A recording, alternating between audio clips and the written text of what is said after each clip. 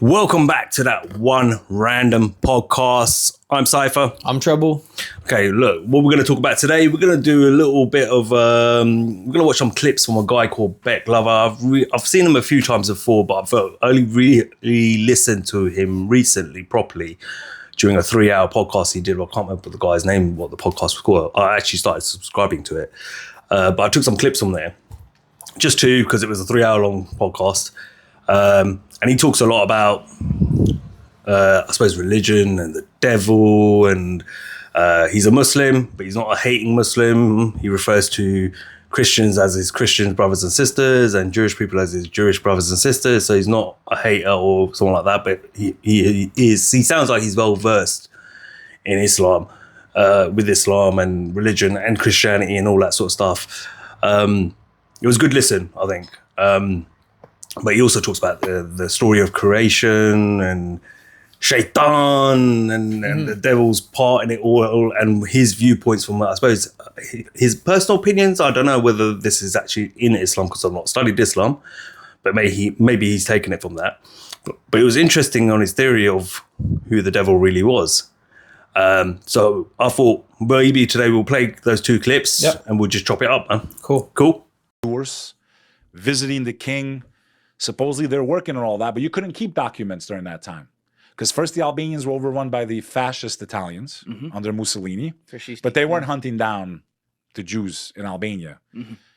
And then when the Germans took control after Mussolini fell, they wanted lists. And the Albanians did not allow a single Jew to die. Okay, a predominantly Muslim people. Yeah, there's here we are, Time Magazine. The king of Albania, King Zug. All right, let's look at this. This is from Time Magazine. It's called "The Forgotten Stories of Muslims Who Saved Jewish People During the Holocaust." Let's go down, Alessi. Why is this not a movie? Even in the dark, well, let's find out. Even in the darkest times, there are heroes, though sometimes they may be the people we least expect. That's the message a global nonprofit group hopes to spread on Friday on Holocaust Remembrance Day, when it displays a small exhibit in a New York synagogue highlighting the little-known story of Muslims who risked their lives to rescue Jewish people from persecution during World War II. Though the two religious groups are often presented in opposition, this exhibit is a reminder that they have also shared an important history of cooperation and mutual assistance. Let's keep going. The tales include those of Khaled Abdul Wahab, who sheltered about 24 Jews in Tunisia, and Abdul Hossein Sodari, an Iranian diplomat who is credited with helping thousands of Jews escape Nazi soldiers by issuing them passports. The group also recognizes Pilkus, a Muslim family in Albania, here we go, who harbored young Johanna Newman and her mother in their home during the German occupation and convinced others that the two were family members visiting from Germany. They put their lives on the line to save us, Newman, now 86, told Time on Friday. If it had come out that we were Jews, sorry, it got knocked down, the whole family would have been killed. What these people did, many European nations didn't do, she added. They all stuck together and were determined to save us. Do you know why you don't have a movie about that? Because it goes against the agenda. Yeah. Okay? They people want fight each other. Muslims and Jews killing each other, Christians and Muslims killing each other so they can control all of us. That's a fact. Why hasn't there been a movie about this? These are amazing people. They make movies about everything because it goes against the agenda of what's happening right now over there. That's why. They want you to think that Muslims are hostile and they're going to kill you and they're going to do this. My friend, you're talking about 2 billion people. 1 out of 5 people in the world is a Muslim. Right. Most people don't know a damn thing about Islam or their philosophy. They hear news clips that are misquoted, okay? And they want you to think that these people, you should hate them and you should do this and you should do that. Yeah. And the reason I went so deep into this faith myself was I was in the World Trade Center when it got hit. I was underneath the World Trade Center. You know, I spoke about the first time on our first show. Okay, I was on the E train. Okay, 1 out of 10 people that died in that building was a Muslim. Where do you think all their IT department guys were? They were Pakistanis and Bangladeshis. Like, it's not even funny. May God rest their souls. But more Muslims have died from terrorist acts than anyone else. That's probably true. Okay, and they're not following the tenements of Islam. To commit, we're all going to find out. The problem is most people are asleep and they don't want to look or investigate or even try to see if there's some truth to any of this stuff. They're going to wait and find out or not find out if there's nothing, right? Again, not knocking atheists. They have a right to believe because to not believe is also a belief.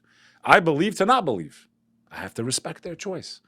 Again, my universal message is regardless of what you believe, whatever denomination, whatever faith or not faith, we don't have a reason to be fighting and killing each other. This is fucking ridiculous. Like, that's my universal message. That's all I've spoken about over the last 3 to 4 years. Okay?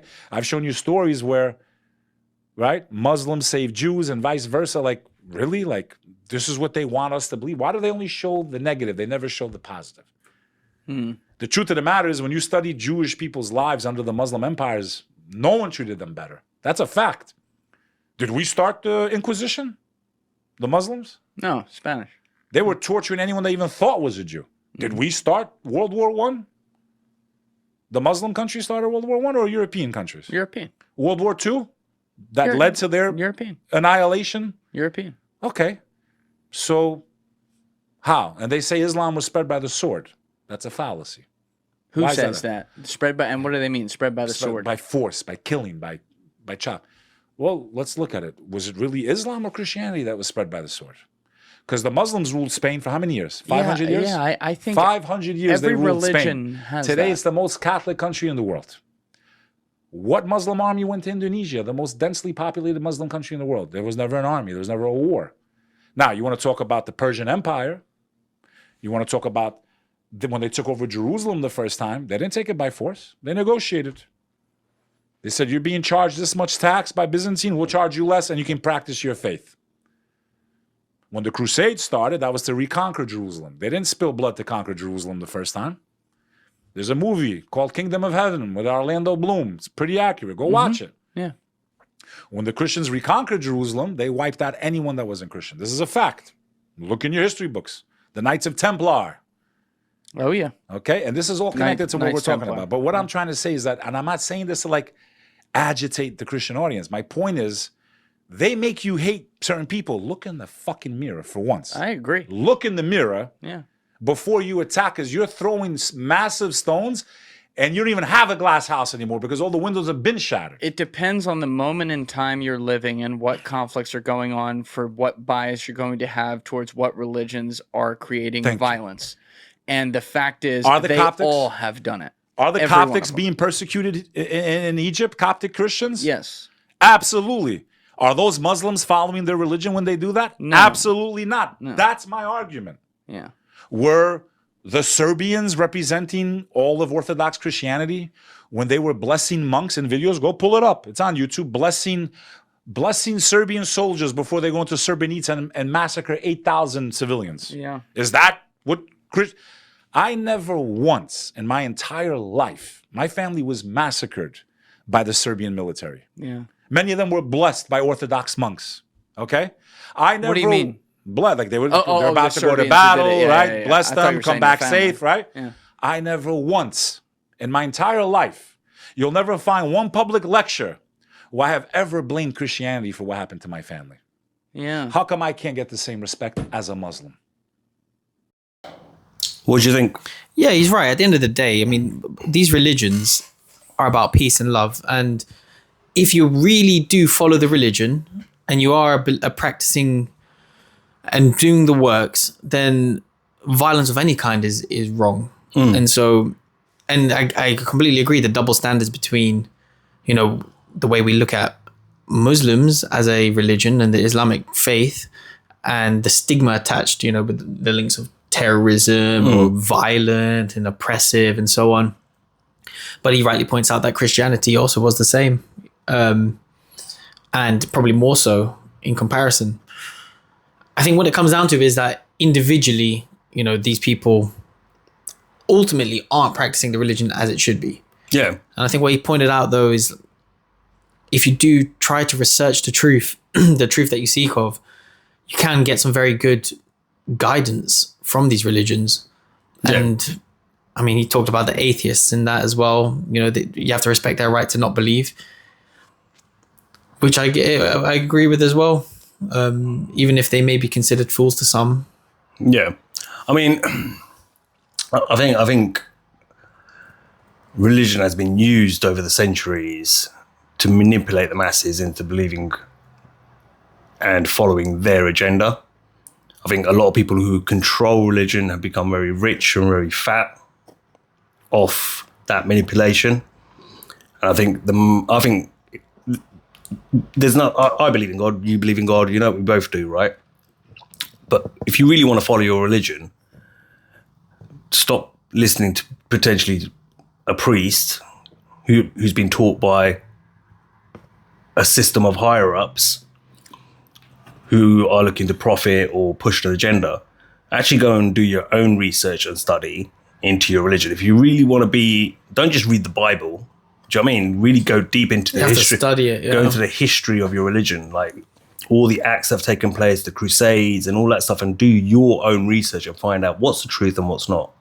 Because you're going to find more peace that way. Yeah. In all honesty, once you find the truth, you say, okay, this is the truth. But that doesn't mean that's necessarily representative of Christianity or of Islam, because of these individuals or these groups once committed these acts. Yeah, what I'm reading and what I can understand here is that I need to be accepting other faiths, respectful of other faiths.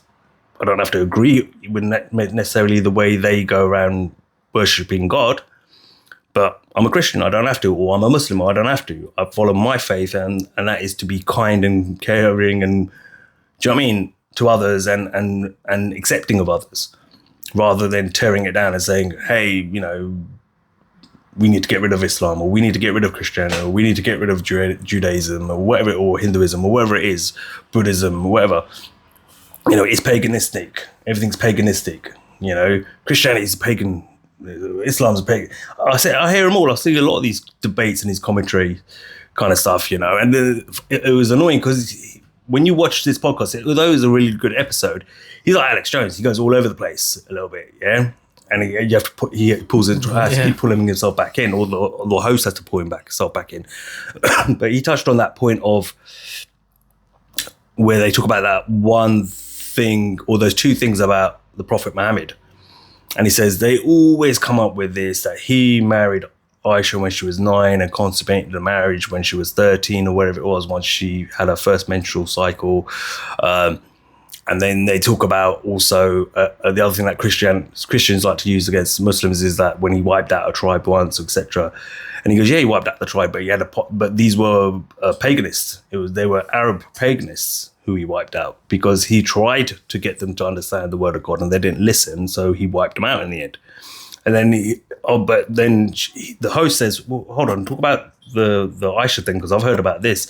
And he's about to go into it, but then because they start going into, kind of like we do sometimes, we go veering off into other conversations and we have to pull ourselves back in. He didn't actually end up explaining it. So Bobby, I have to watch some other episodes to see if he, on other podcast episodes he's been on, to see whether he goes into it. But what's your understanding of it at the moment? Do you think it's true? But the thing he's saying as well, and the thing he mentions as well, is you see that in Christianity from prophets of Christianity, not Jesus, but prophets of Christianity, so like Isaac, and Isaac didn't consummate the marriage, but I think he was promised.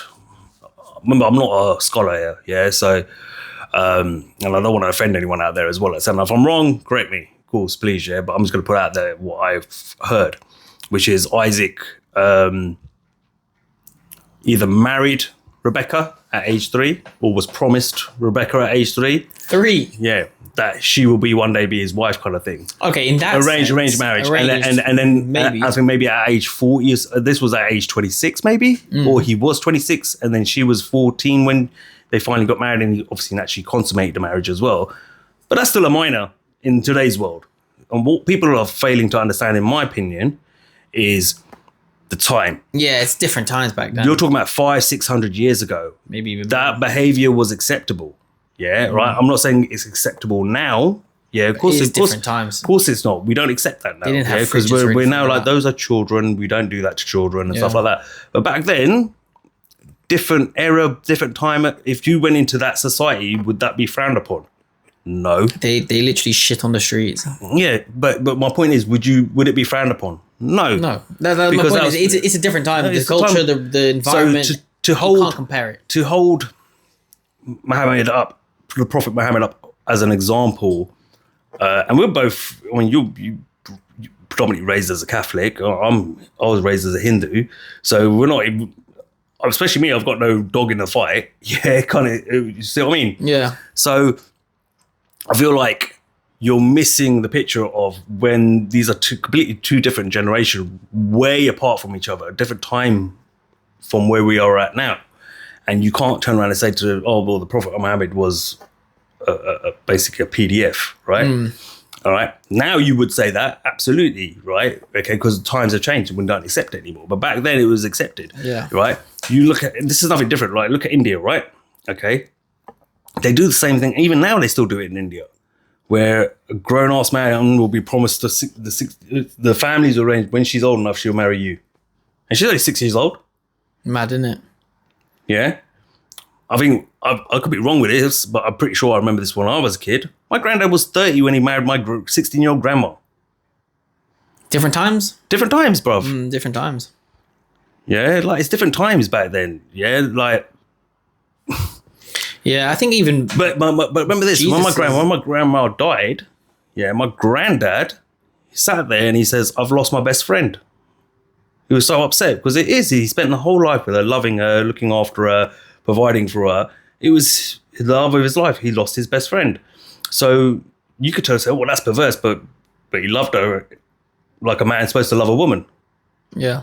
Yeah, it's different times now. It's different now. You have so much access as well to. Well, is it really? Because we still get like maybe not that young, but we still get grown-ass men in their 30s, in their 40s, marrying 21-year-olds.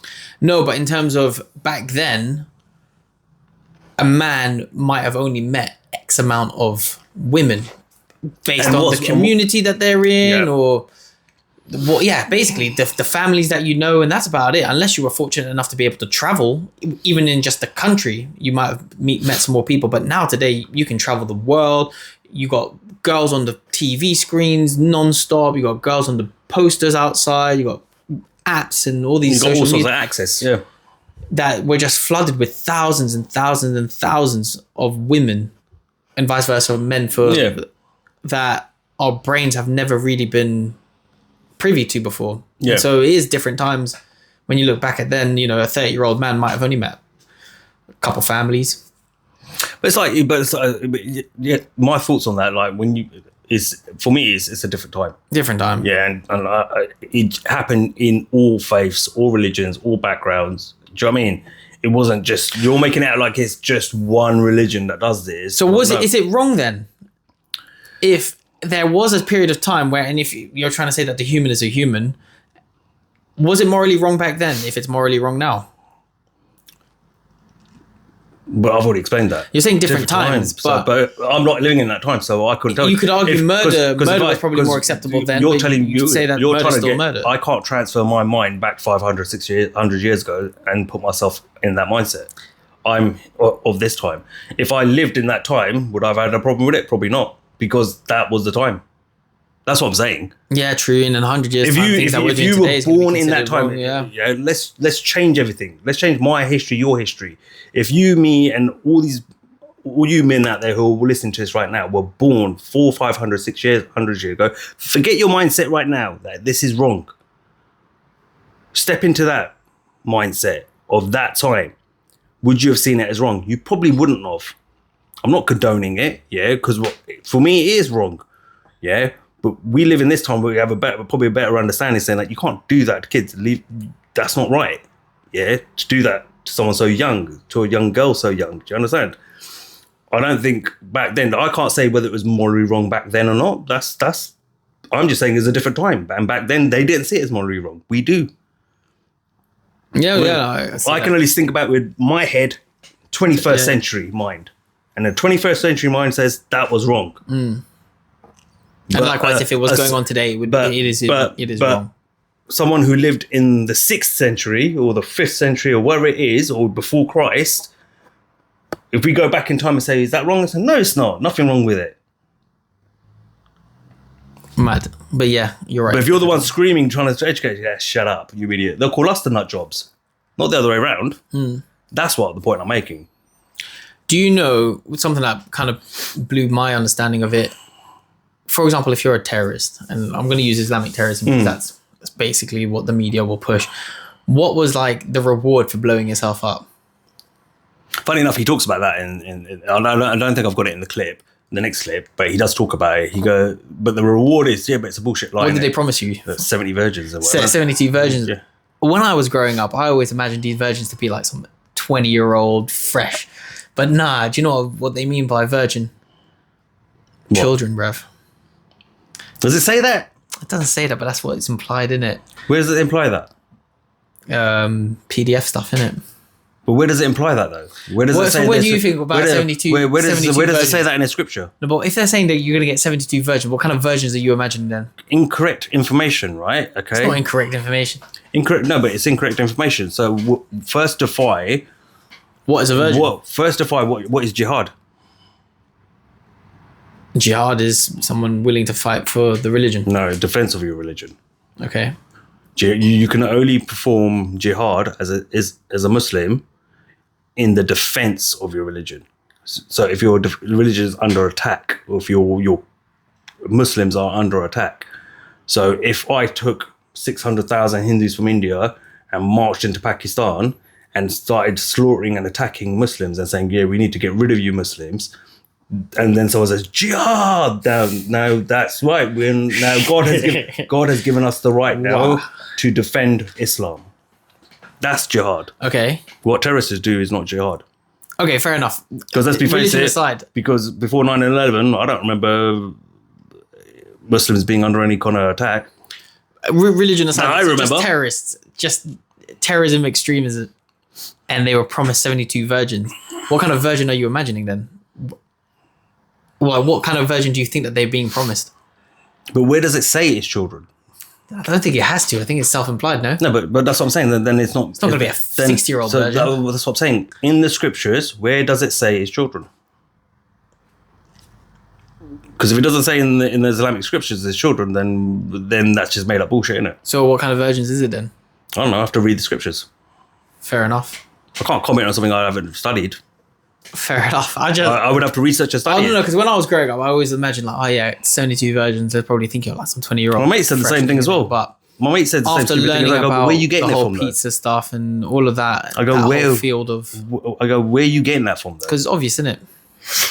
Where though? Vaticans and No, I'm on about Pizzagate Pizzagate and all that sort of stuff. I'm talking about like this topic, the question you just put. Like, where are you getting from? You get again. This is what he's talking about. Children. This is where he's talking about. This is what he's talking about. Go do your research yourself and find out for yourself. Don't listen to some twat out there who's got an agenda. fair. I'm not going to comment on that because until I see it myself, and at the same time, I would have to probably learn Arabic to understand that scripture. All I know is 72 Because virgins. you lose things in translation. True. And I want to know where it says that. Where does it say that in the Islamic scripture? Does it say it in the Hadiths, which are pretty much the Prophet Muhammad's diary, his chronicles? Does it say it in the Quran? I don't If think it so, says it anywhere, to be honest. there you go. So what are we talking about then, man? And we already know terrorists aren't Muslims. Yeah, no, but that's what I'm trying to say. Ultimately, They work for Shaitan. yeah, they work for the ultimately, devil. if you follow the religion properly, then it should be about peace, love, and community at its Right. core. So, like, that's why I don't. With that bit, I'm not never going to answer that question unless I've done my research. And if it doesn't say anywhere, then it's bullshit, isn't it? It's just lies you're being fed, or there's a part of the scripture which says something. Religion aside, though, you've heard about terrorists being promised 72 virgins. but where do they get it from? Because they teach you this. But even if it's Because like just have you not terrorism, have you not seen how they do it? They take the young boys in. They literally are Quran bashing them. Yeah, with falsehoods though. yeah, So they take a scripture and they go, "This is what it means." mad. Convince them, innit? Yeah, basically, this is what it means. See, it says it in the Quran. These boys are young and naive and don't even understand the word, and don't even understand the word manipulation, right? And you're sitting there soaking it up. So now you're being programmed Yeah, to believe something that's untrue, because the guy in front of you teaching you is working for someone else who's very rich and powerful, who has an agenda. And where's it coming from? That's what I always say. Where's it coming from? You tell me. It's like Tommy Robinson when he says, "Oh, do you really think the Prophet Muhammad flew away on a unicorn or something like that? Or was it? Have you seen him use that argument? Yeah, he was doing it with one of these speaker corners Muslims. I can't remember his name. is that what he said? Yeah, he said something like that, and he goes, "Hey," he started laughing. "Oh, is that what you think he did? He flew off on a." And then I said, "Okay, so should I start laughing that Jesus never walked on water? Do you really think he walked on water?" Mad. I do believe in unicorns, though. But my point is, like, you can't talk to another person about their religion and what's being said in their book, that something like that. And then on the flip side, but say, I'm a Christian. So that means you believe Jesus walked on water. Well, this is the problem I have with a lot of Christians in terms of them believing that the Bible is the word and the Bible is truthful and pure and not been touched. And it is actually word for word telling me the truth. And then they start talking about spinning ball and evolution and stuff like that, when clearly that is very much against what the Bible is saying. Like the Bible actually talks about flat plane with firmament dome. It talks about creation and Adam and Eve. I think all religions do that, though. All religions do. And so when I hear Christians start talking about science, and I use science in quotations in terms of like your Darwinian evolution and your Newtonian heliocentrism, I'm like, but that's not biblical. So you're contradicting yourself. Is the Bible the truth? Mate, or is it not the truth? Mate, we were told we were correct. We were an evolution. We evolved from apes, right? That's Okay, so lower hominid, yeah. But hear my point, yeah? Monkeys. If we evolved, why didn't the rest of the apes evolve? Obviously, right? It's a basic question, right? So BS to that. I don't believe it. That's just that's a normal critical thinking question. But when you were a child at school, they said, no. This is the science. Don't think like that. Don't think like that. This is the book. This is what it says in the textbook. I'm a science teacher. I know. I'm telling you. I'm an expert. Natural selection says that the most fit to survival of the fittest means that that's allowed for the progression. And the animals that did survive and have survived through the exact same weather changes in the exact same location, don't think about it. That's basically what they told us. Which is bullshit. And people will argue it to the death that no, you're chatting shit. Evolution is obviously real. But yeah, look, end of the day, I just think everyone needs to go do their own research. I think, but if you really are gonna study your religion or any religion, you also need to learn the language of that religion was written in, or that those books and scriptures were written in an ideal situation. But don't be discouraged to no, I'm not saying discouraged, but I honestly believe though you're still going to miss bits and misinterpret bits or misunderstand bits because things get lost in translation, which he touches on I think in the next clip. But I totally agree with that as well to a degree. I'm not saying don't go and read it in English. Learning it, especially learning a language like Aramaic, which is pretty much a dead language. To be honest, that's you can learn it, but it's gonna be a dead language. Yeah, and that's even harder, right? You're talking about hundreds and hundreds of pages of text. But at the same time, I just think like I always ask that question. Okay, so you're telling me that, but so this is hence why you were saying. I was like, where's it written? I'm always going to ask you that question. True, I brought that one up just because where did you get it from? I'm pretty sure I've seen it in like movies and stuff. Where they promise you 72 virgins. Yeah, I've seen that. Yeah, of course it is, and that is promised in the real world as well. Like, that's what I'm trying to say. In the real world, they're promised 72 virgins. They're promised that. My point was, what version do you think they're promising? When I grew up, I thought it was. As a child, I was like, there's going to be some. I don't really think about that necessarily. I think about the bribery of 72 virgins. If you go and kill yourself, but to kill yourself is to kill the creation of God. And God created us in his own. If God created us in his own image, then aren't you trying to kill God as well? Through suicide. Yeah. So it's a sin in itself. So you're not going to. So my point is, you're promised these 72 virgins. Forget what the virgins are. You promised these 72 virgins. You've just killed yourself. That's a sin. Like some 8-year-old virgin, do you honestly think you're going to heaven? No, you're going to hell, my friend. You're burning in hell. But let's just hypothetically, if you did end up with 72 virgins, which kind of virgins are these terrorists expecting? I don't know. I've never heard. I'm not expecting like 8-year-old. I've never gone deep into. I never get deep into that. Unless it's like 70. Yeah, no.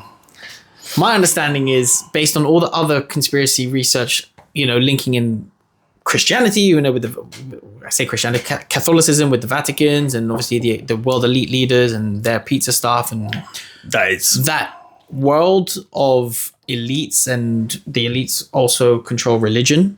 From that perspective, my understanding of what they're being promised is of a minor. Yeah, but that's the devil at work, isn't it? That's my point. As you said, look, if they, blowing yourself up is going to send you to hell, then the devil that's giving these wishes or grants. Because remember, the devil is going to use religion. He's going to use it, yeah. He's going to take religion and twist it I mean, how many versions of the Bible have there been? A lot. So the Muslims' argument to Christians is that, well, hold on, why was the Bible changed? Why is it changed so many times? Why are there so many different versions of it? You know, originally it was the Old Testament, which was pretty much the Torah, and then 300 odd years later, finally they wrote the Bible, and that's changed how many times since as well.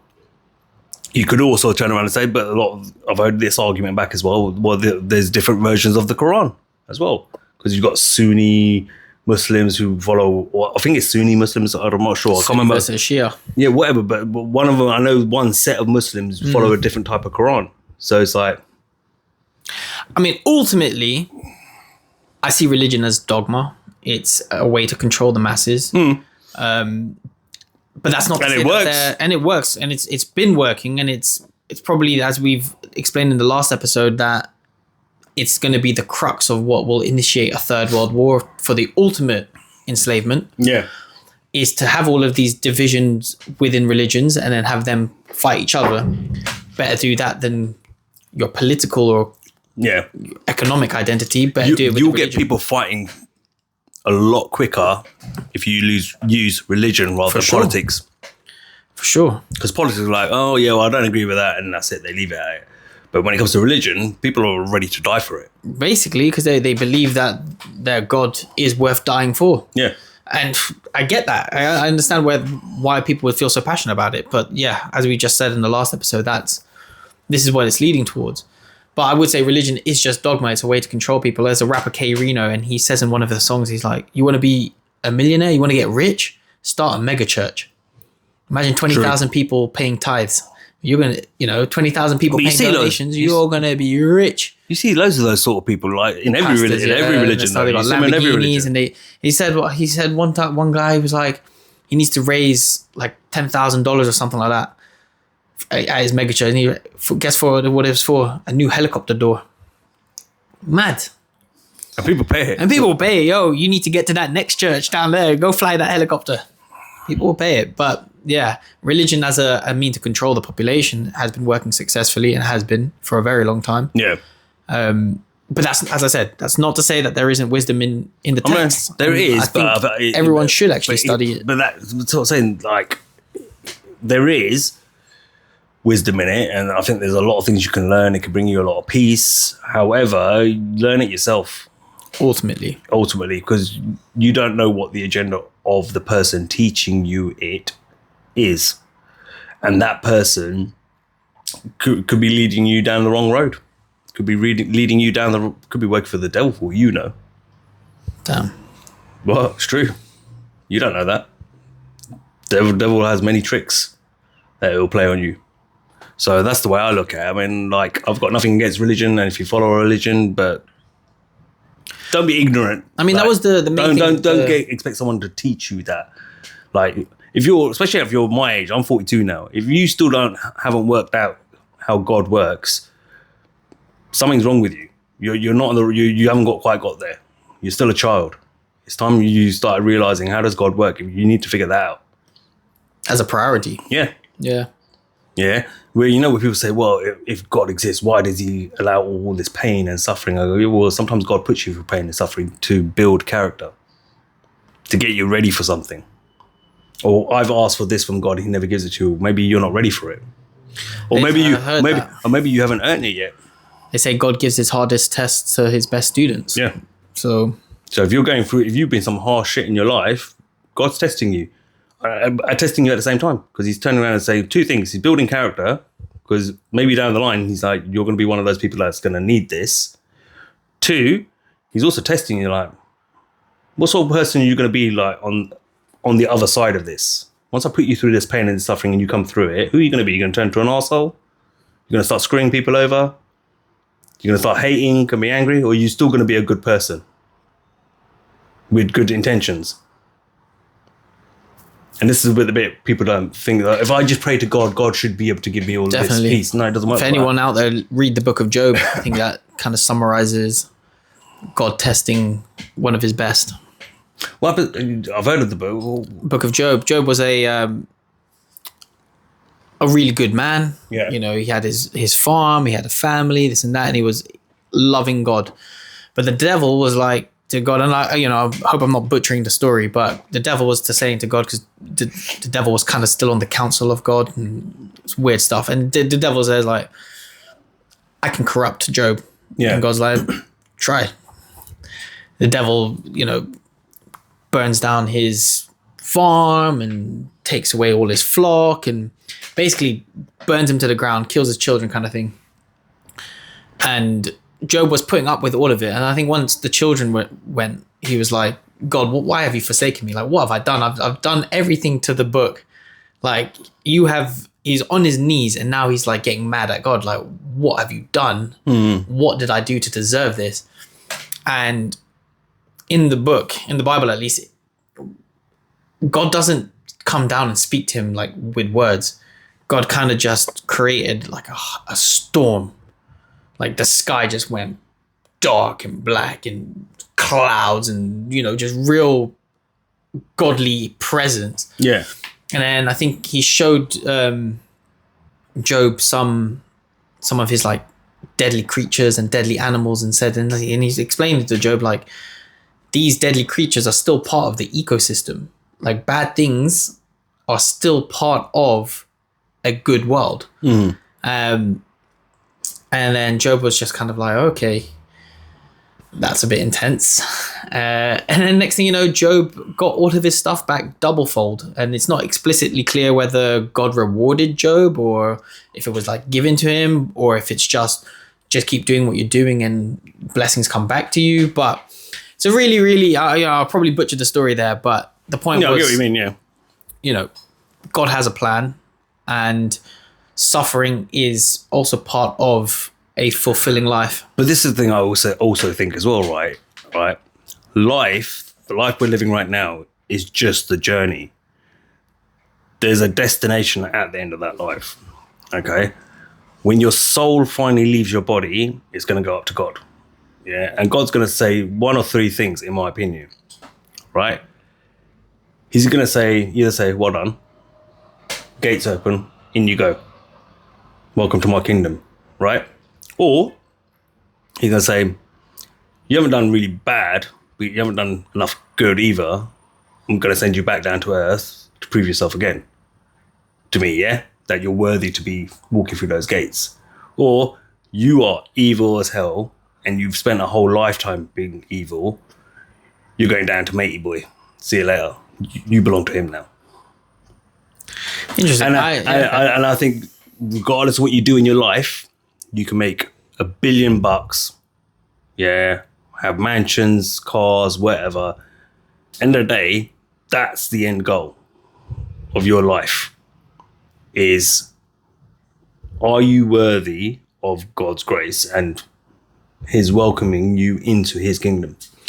That's just personal. Yeah, I'm not putting anyone else. Your views are your views. I'm not putting it on anyone else that you should believe what I believe, but that's how I see it. That your life is all about what are you doing in your life, and God's going to put you through struggles and pains and all that sort of stuff because you're going to be tested all the way through your life. And some people are going to get it more than others because, like you said, God tests the one. I've always heard it as God tests the one that he loves more above than others, right? And the ones that don't really get tested are the ones that God's like, well, yeah, I know what you're about already. Yeah, potentially, right? I could be wrong with this. Remember, it's just my personal view. But I think your life journey isn't about how much money you made or how much success or how much money you're going to leave for your kids. It's about your journey through life and how have you treated people and how have you conducted yourself, right? And at the end of that, when your soul leaves your body and it goes to God, and God will say, well, here's your ledger. Well done. You did really well. In you go. Or it's back down to earth, or yo, you're only getting one place. See you later. Wait, he's all yours. Did you get it? That's it. Yeah, fair enough. That's how I see it. Yeah. I do believe reincarnation is real. I think it is. And I think, when we talk about the Bible being changed, this is like a fact if you look into it kind of thing. But the Council of Nicaea back in I think it was like 586 Council of what? Nicaea. This is like back in 500 AD. they wanted to take reincarnation out of the Bible. And the Pope was like, no, I'm not going to do that because the Bible can't touch that. Like, this is the word. Like, Yeah. And the person asking, the Queen, I think she was a queen, took the Pope out. Pope dies. Oh shit. Next Pope, take out reincarnation from the Bible. Nope, not going to do that. Pope dies. Third one, take out reincarnation. Sure, it's taken out. Pages ripped out. Done. And back then, remember, there's only so many copies of the Bible. This isn't before a printing press. Why does she want it taken out? So basically, reincarnation suggests that you come back into this plane of existence. Taking that out now means good or bad decides your fate. And the only way to be good is to now come to this megachurch where you are now living in fear under the command of the priest or the church, in a sense. And that was their way of basically building up their wealth and also keeping the people in a state of fear and control. Because with you reincarnation, can control them better than that. For sure. Yeah. You know, whatever you guys are doing, if you do this, you're going to go to hell.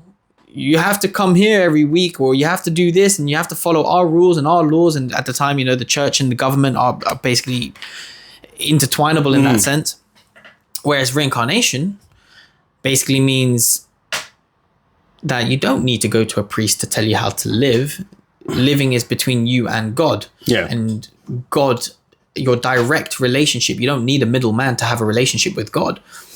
And the idea of reincarnation is, it's like one big game. You live a good life here and you try your best and you try to learn and gain more experience. And then when you die, you drop your skin suit and you come back again and you've leveled up in that sense. And if you don't do good and say you've hurt people, or, you know, you got some karmic debts that you need to now clear up, you'll now live a life with a bit more challenges on this plane of existence. And you have to then still try and figure it out. And if you figure it out, hopefully on that next jump that you do when you drop that skin suit for a next body, you are in a better position. Whereas, as I said, with the church, they were like, we don't want people thinking that. We want people to think they got one chance, and that chance can only be gained through paying us or through coming through us. In that sense, you know, you have to come get your sacraments, you have to come get your piece of bread or whatever they were doing back then. So reincarnation was taken out, and that was always one of the reasons why, as much as I think the Bible should and must be studied, when I have conversations with Christians and, you know, they're very dogmatic to the point where, you know, page 0 to 1000 is the truth and nothing's been changed, the translations are perfect, the conversation gets a bit tiresome, because I know for a fact that they took out reincarnation. I also know that there's they've omitted stuff, and even if it's because even the King James's Bible, I've heard there's like 8 or not. He says it as well in this next clip we'll play in a bit, but he says it as well, Beck era, that there's like 8 books that weren't included in it, or there was books missing from it. So who decided what books to put in? And you know, that's a whole thing to take out a whole book. You know, we got the book of Enoch, which is like Noah's great uncle or something like that, and he spoke about before the flood. They didn't put that in the Bible. You got the Gnostic scriptures, which again won't make the Bible, but this is like scriptures about the New Testament of Jesus's time that tell almost like a different story, one of more of a human side of it. Again, that's not in the Bible. But even if you were to say, with the reincarnation situation, you know, we're talking maybe a page or two in the whole Bible have been taken out. And out of 1,000, you know, 1 or 2 pages, to me at least, it might sound like not a lot. But those are two pages that changed the whole thing. And the Christians are saying that 2 pages couldn't have even been taken out. But again, it just takes a little bit of research, a little bit of connecting the dots. A lot of the elite families that run the world, tracing it back to the popes and the queens and stuff like that, 500 AD. It's crazy that people aren't even open to the mindset of that, actually. You know what? It's possible that these scriptures have been tainted and corrupted. Even just a little bit. Like, it's even like, you know, like Muslims say the Quran is incorruptible, you can't change it. Yeah. It's done in a way that it cannot be changed. Yeah. I'm like, really? You sure about that? I think every religious book has probably had seen some And alterations. you and know what? changes. It was probably so easy as well. So the way they were explaining it, you got to remember back in 500 AD, pretty much the whole population couldn't read or write. Good point. You only had the elites and the church. Yeah. You know, the priests and the high clergies and so on. And there would only be a few copies of this. You know, it would take one person to rewrite the whole book, basically. There was no, you couldn't just print it in a printer or go to a printing press and get a couple thousand copies. These are like one-off books. Someone's spending their whole life rewriting it. And in, you know, dead languages that only very few people could speak. It was pretty easy to just rip a couple pages out and that be now the new book.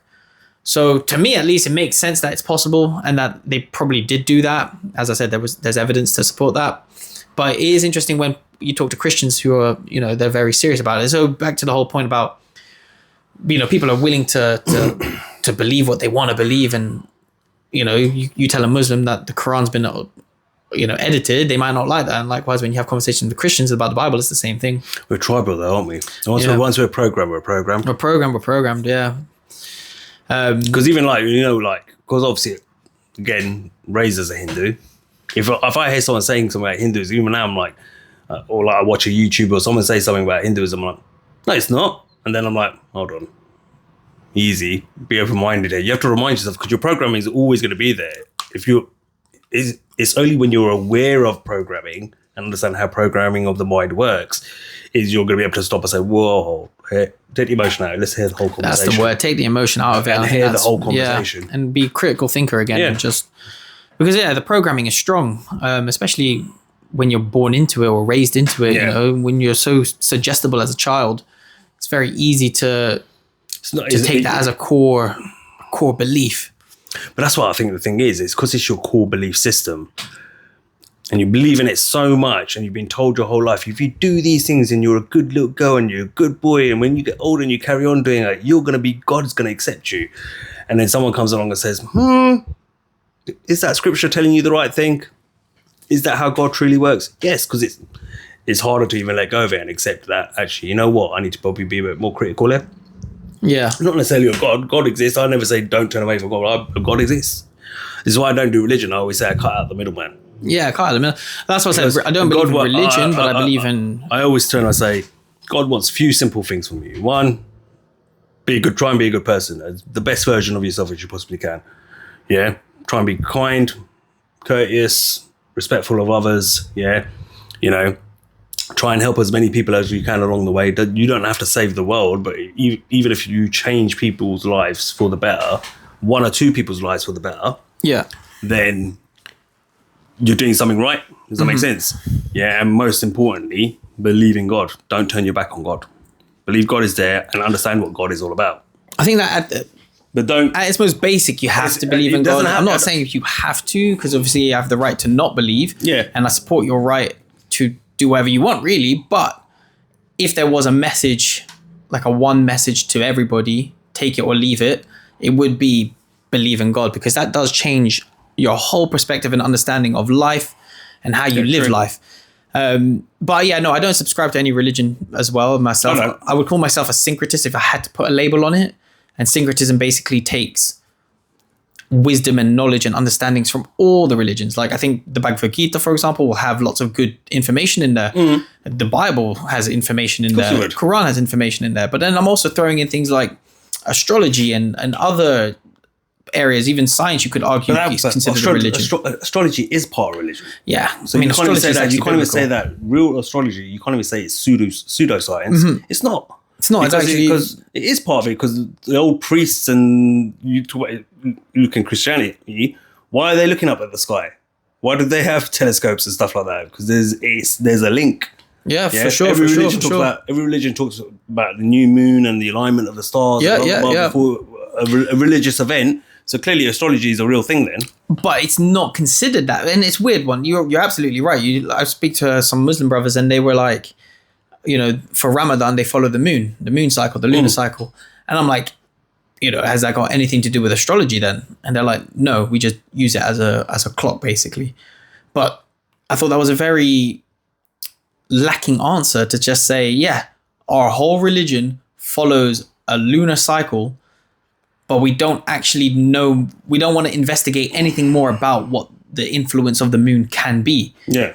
But, you know, if you delve into astrology a little bit and you start to understand the lunar phases and how the energies and the human population are all linked in that sense as well, just takes your understanding to a deeper level. Yeah, it takes it to a deeper level. So, but I don't follow a religion. You're not going to catch me in a I'm on a regular basis. I think like you sit around over in my place right now, and you'll see little symbolisms from Hinduism and stuff like that. But I don't really follow it. It's just, for me, it's just another one way of seeing a side of God, right? Because I believe like, all religions are true and they all existed. I don't believe there was any religion, oh, that's not real, that's paganistic, this and that. I don't. They all had a purpose and they were all here for a reason, these major ones. But it doesn't mean I'm an out-and-out Hindu. I'm not. I think someone explained it like God is at the center of town. So let's just use London because we're... I'll put it this way, I'm that guy. I would have, if you gave me a cross, yeah, for Christmas, yeah, I would hang it up somewhere on my wall. I wouldn't say, oh, I'm not a Christian, put that in the corner somewhere. Mm-hmm. I'd put it up. I wouldn't have a problem. Or if a Muslim came up to me and gave me something representing Islam, okay, cool, I'll put it up. Mm-hmm. I've got, do you know what I mean? To me, it's not, I'm going to respect it all, but I'm not going to follow a religion because I believe you don't need to follow a religion to believe in God and the Creator. Yeah, you know the difference between right and wrong. So what do you think you should be doing? You should be following the right path, not the wrong path. Yeah. Right? That's how I see it anyway. Yeah, someone gave the analogy though that, you know, God is, for example, or finding God is at the center of town and all the surrounding suburbs are different religions. So you could have, you know, Christianity in the northwest and Buddhism in the northeast, and all the surrounding towns and suburbs are different religions, and they all have roads that lead to the center of town. There's no right or wrong road you can take. They all lead to the center of town. Some might be a bit more bumpy, some might be a bit more direct, but they're not wrong. And I think once people start to understand that you can take the different religions and still find the same answers, it changes the whole perspective of it as well. Cool. All right. Let's play this next clip. Yeah, go for it. I'm not doing the audience justice, man. All right. I'm Do you really want to go this Aleister Crowley stuff? We're gonna get there in a second, but let's finish what we started 3 hours ago, the story of creation. Yeah. That species lived on Earth long before us. You understand? Mm-hmm. They had free will. There's good ones, bad ones. There's all different types, and they're not like human beings. They have different capabilities than we do. They have longer lifespans than we do. Okay? We don't know how long they live, but they live much longer than us. They can fly. They can travel faster than the blink of an eye. They can transport material objects in the blink of an eye. And they follow us throughout our lives. Okay? So, as they were corrupt on the earth, they were spilling each other's blood. Okay? If they even have blood. They were fighting each other, wars, just like human beings, but they're a different creation than us. Mm-hmm. The devil, Shaitan, Iblis, was the best of them. And because of his righteousness on earth, God raised him to the ranks of the angels. He was never an angel. He lived amongst the angels, but he was never an angel. Once God created Adam, he blew the soul into Adam's body. And then the angels asked God, this story is also in the Quran, asked God, do you create another that will shed blood on the earth? And God says, I know that which you do not know. I have a purpose for this creation. The devil was so jealous, he thought he was going to have dominion over the earth, but God awarded the dominion to Adam and his followers. Mm-hmm. He declared war on Adam. So when God created Adam, he commanded all that were present to show respect to him, like to bow. Not the way you would worship God, but to show some type of like maybe a konnichiwa, the way the Japanese do it, or some type of bowing motion to show respect to Adam. And God said, the reason you bow to him is because I gave him knowledge. Which was more because the devil's whole thing was, you made me from fire. Why should I bow to him? I'm made from fire. You made him from mud, right? And that's when this war started. This war began. You want to see an alien? Look in the mirror, people. If you believe in God, you're the aliens on this earth. We were the ones cast down. The funny thing is, Bill Carson says the same thing. We're the aliens, which is crazy, right? So on that peak, okay, Bill, all right. Me and you, okay, we agree on that part. But not that we were modified by aliens. Now, this interdimensional war started in heaven. The day Adam was created was the day that the devil didn't bow. Why couldn't he bow? All the angels bowed. Why didn't the devil bow? It's not because angels have free will. The jinn, the demonic realm, they have free will. He chose not to follow God's commandment. So all the angels, they bowed to Adam. He didn't bow because he was never one of the angels. But if there's now I'm getting a little bit meta Good. on this, but if there's a creator above everything who's responsible for everything, then the creator himself has to be okay with the creation of the demonic realm itself, no? He created the good and the bad. Yeah. Okay. And remember, he has knowledge we don't. There's a purpose for this. Is not by accident. None of this is by accident. To my understanding, he created all the souls that would ever be, and we chose whether we would be righteous or not. And we're inserted into this life based upon that decision before we even existed in this dimension. We have no recollection of what came before, because if we even saw God for 1 second, then and we know that, then we know heaven's real. Hell, well, if God knows everything, then why did he even create the universe? And why does he even need to let us live? Because you don't know everything. Because when you die, you will account for everything you did and the choices you made. So he can say, this is your record. This is every word you ever spoke, every decision you ever made. It's right here. Just like when you go to court in this world, we believe on the day of judgment, even your hands will speak against you. Your hands are literally going to talk. He made me do this. He made your hands, your feet, everywhere you visited, they're going to testify against you. So like God's social credit system. Okay? Basically. And what's funny is people go, well, how's your hand going to talk? Well, isn't it talking now, son? When you leave that fingerprint behind, guess what?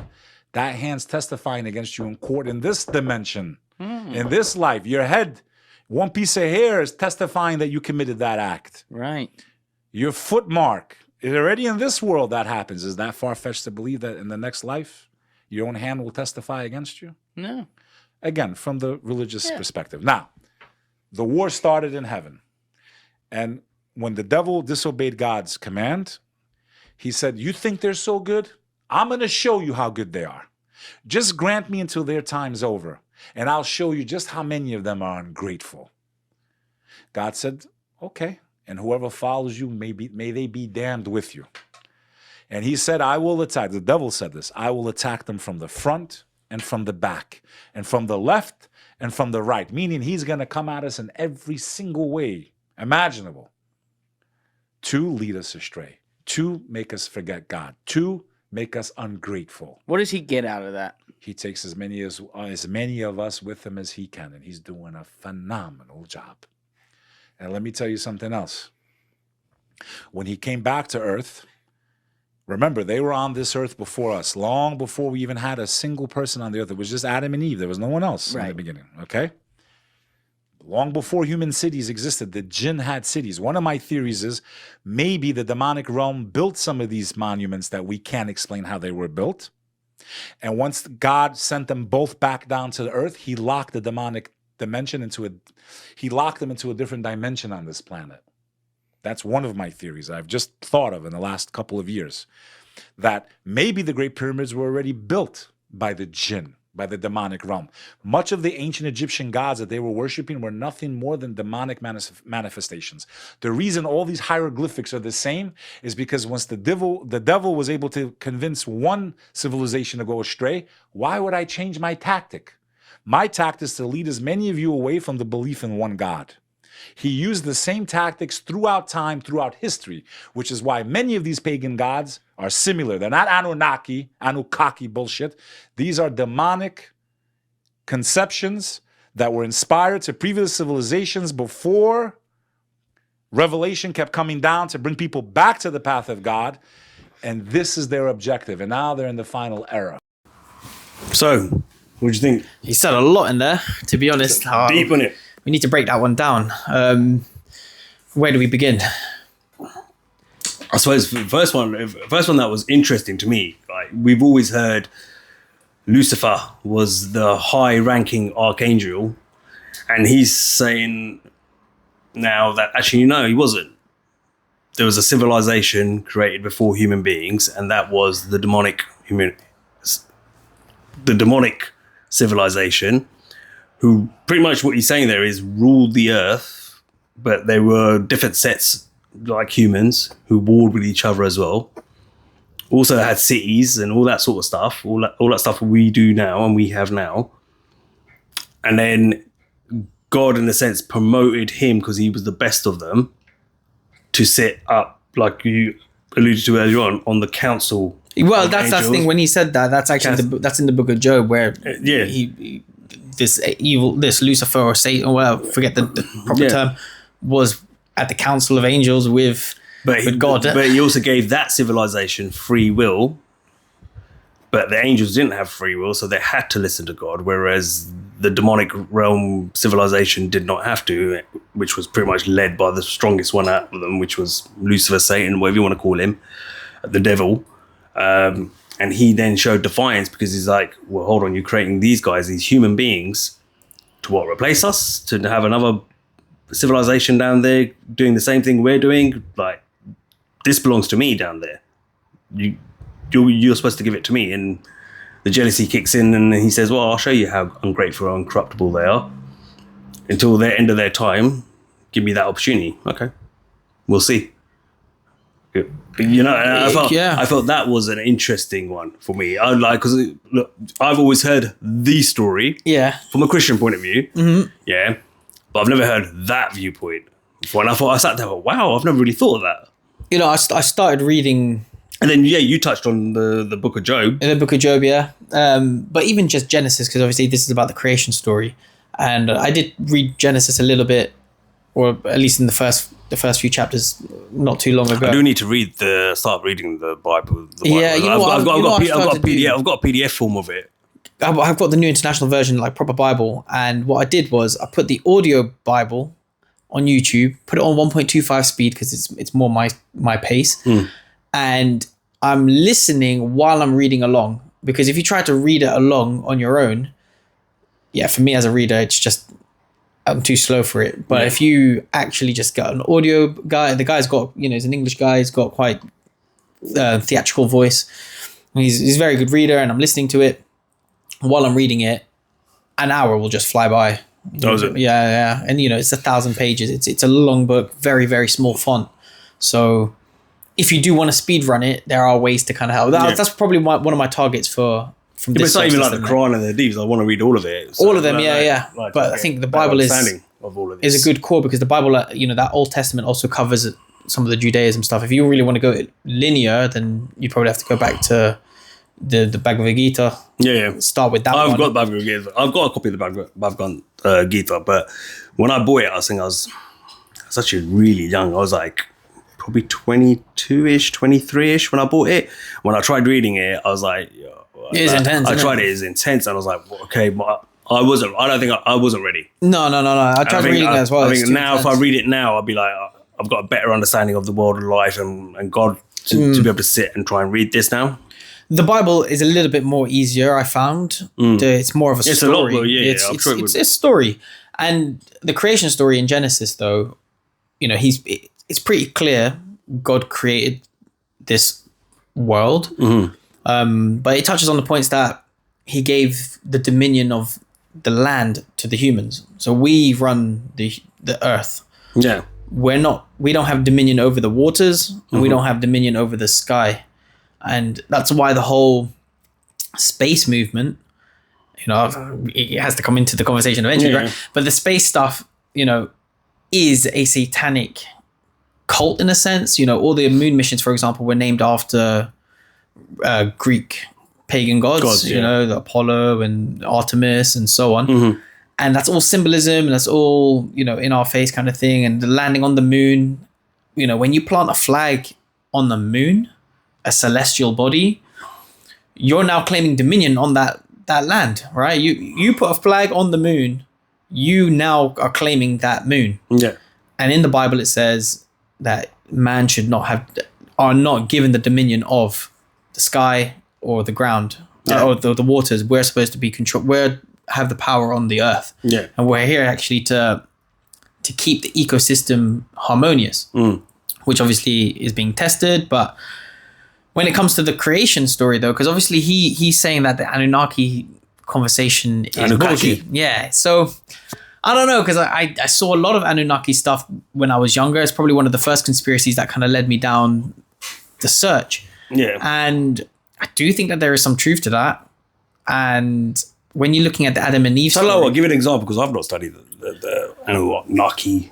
so the Anunnaki, at its in a fast track kind of story, they're an alien civilization, and I'll break it down a little bit later. But at its core, they're an alien civilization where their land or their planet was in decline, and they had a problem with their ozone, just like how we had a hole in the ozone layer. They also had a problem in the ozone layer, or in their atmosphere layer, and the only way to heal it was to find gold, because gold as a element doesn't decay. It's like nuclear decay, it doesn't. That's why we wrap space shuttles and stuff like that in gold, and gold is used in electricity as, you know, proper gold is the most conductive, etc., etc. You know, break down the science for it, but it doesn't decay. And the theory was, we need to get gold and we need to heal our atmosphere. So they went on searching, looking for places with lots of gold, and then they found Earth. So they come over to Earth, they need to get the gold. If you need to mine for gold, how are you going to do it? You're going to build lots of machines. Yeah, but I would assume. But where are you going to get the raw material to build for machines? So one of the ways that they did it was to create slaves, because the slaves will reproduce themselves. You have maybe 100 slaves in a couple of years' time. In 10 years' time, you might have 1,000 slaves. You know, if you just keep pumping them out, and the slaves will work just like a machine would at digging for the gold. But they couldn't manage it themselves, so they got a separate alien race to help them. And these guys are like reptilian-shaped people. So there's two races. You got the Anunnakis, and you got this reptilian shape-shifting kind of guys and they helped the management of the slaves. So if you're looking at it like, you got the royal family, and then you have the police, you know, that kind of serves them. That the Anunnakis, they got their gold. That's why there's just all these gold mines found all over the place. I don't know if you've seen them, like South Africa and this and that. And, you know, it goes with the royal families, and till this day, gold is still probably the most sought after thing and the most mined for these people, because they feed off it. They need it to survive for their world. But with these slaves that they created, they didn't have any intelligence. They were like a lower form of hominoid. Yeah, they were just like your monkey in a sense, but anatomically like human, because they were created in the image of these Anunnakis. And one of them, there was two. There's Enki and Enlil. I'm not sure if they were brothers, but there's these two Anunnaki gods. And this is why in the Bible, and he talked about Bill Carson and saying he agrees with him, but not on everything kind of thing. Bill Carson kind of, you know, speaks on it that... Well, actually, when you watch the whole podcast, he doesn't agree on anything Bill Carson has to say, apart from that point where he said he agreed with him on that. Oh, okay, fair enough. But, you know, Bill Carson's going to point out that in the Bible, especially in the Old Testament, when they talk about God... Because he said Bill Carson, he goes, takes everything out of context. He doesn't actually do his research properly. Fair enough. And he's not the only one, because Bill Carson is trying to get people to cease and assist at the moment, because he went up against a Christian scholar who schooled him. Okay, I've not seen it. I don't really watch. I'm not really up to date with Bill Carson. I bring it up just because my point of Bill Carson, I like to think I am very good at reading people, and I am. When I first saw him, I thought something's not right about you. And then when he went up against this real scholar of Christianity, he kind of conceded on a lot of things quickly in that debate. Okay, I've not heard it, so I can't speak on it. Yeah, I'm just saying that what I've seen, what I've actually seen. I haven't watched the whole episode, but yeah, it didn't look good, because he basically then started getting his lawyers out to try and do cease and assist. Okay. But anyway, so I don't. But in the Bible, I don't know whether I could believe him 100%. But yeah, go on. He talks about God, but the point he was trying to make, Bill Carson, in this sense, because I did see a little clip, and he was saying they're not talking. There's a God with a capital G. We're talking the one and only God. But then there's also gods with a lowercase g, and in the Bible they would still call these beings gods. just like how he mentioned about the pagan gods of the old times and the ancient Egyptians and stuff like that. They were still considered gods, but we would just use a lowercase g. And he's saying in the Bible, there's, especially in the Well, early... that sounds like Hinduism. You have one supreme god, and then you got gods underneath them. And these lower level gods are being confused with the main god. And so in the creation story, for example, as going back to the Anunnaki stuff, these guys would be considered gods. Not the big capital G, but they are considered gods. At the end of the day, they're an alien race mining gold, and they've got slaves. To the slaves, these guys are gods. And there was two of them, Enki and Enlil. And one of them was very militant, for lack of a better word. Like, he was militant with his approach. We're here to use these slaves to get the gold. Fuck them. And then the other one was a bit more sympathetic. He's like, yeah, but we made them in our image. They're still our creation. Like, we should care for them a little bit. And they had this whole, to have thousands and thousands of slaves, you need a proper city for it. You can't just, you want them to work for you at that point. So they had like concentration camps, but cities, it wasn't like a prison. It was proper communities. And this is where the Garden of Eden comes into it. And there was loads of Gardens of Edens dotted around. And one of them, I think it was Enlil or it was Enki. Anyways, one of the guys found Eve and said, Eve, do you want knowledge? And this is the whole forbidden fruit kind of thing. And convinced Eve to eat the fruit. The fruit then gave them knowledge and awareness and consciousness. So they went from just being a dumb slave, just doing whatever they're told, to now fully realizing, hold on, we were created by God and also have that same energy and essence within us. Convinces Adam, so on. Then the other Anunnaki, he's like, where are you guys? Like, what happened? And he's like, did you eat from the fruit? Now, the reason why I do believe that the God that gave the fruit isn't the capital G, because in the Bible it says, God called for Adam.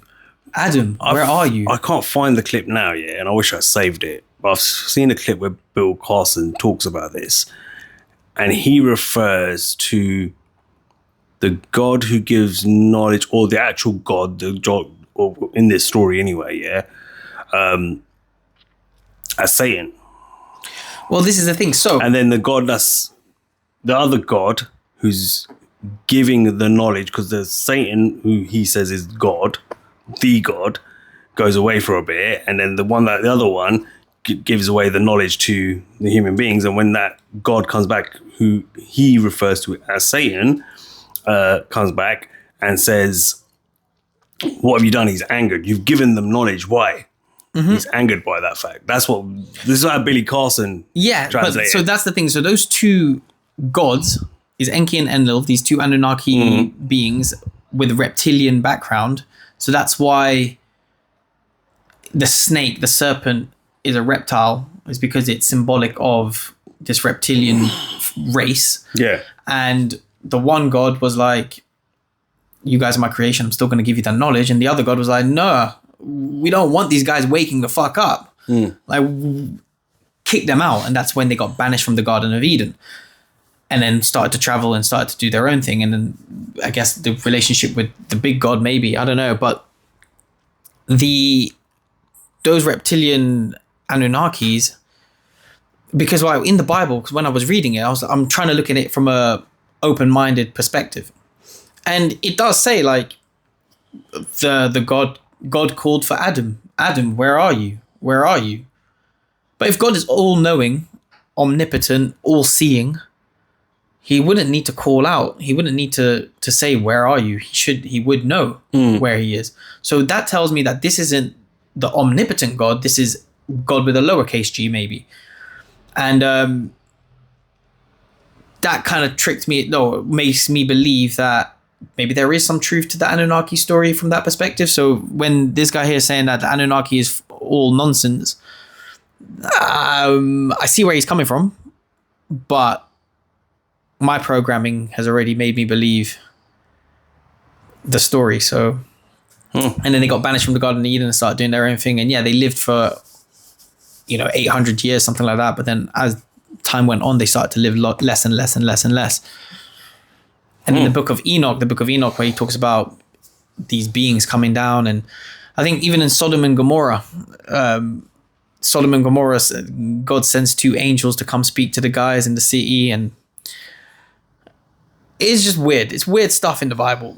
And if you look at the Bible from more of a history book, as opposed to anything else, especially the Old Testament. If you look at the Old Testament as this is a history book, read it like a story of truthful history, it kind of changes the reality, the understanding. You're talking about giants, you're talking about reptilian races, you're talking about beastly creatures and all this other fantasy stuff, but I believe to be a true recollection of what actually went down on this plane of existence. Interesting. So how was I linking this back to what you were saying? What was he saying about the Anunnaki? He was saying, so God created Adam from the mud. Whereas obviously the Anunnaki story is they took the lower hominid, and so when they landed on Earth, they needed slaves. They weren't going to just start building thousands and thousands of machines to dig for this thing.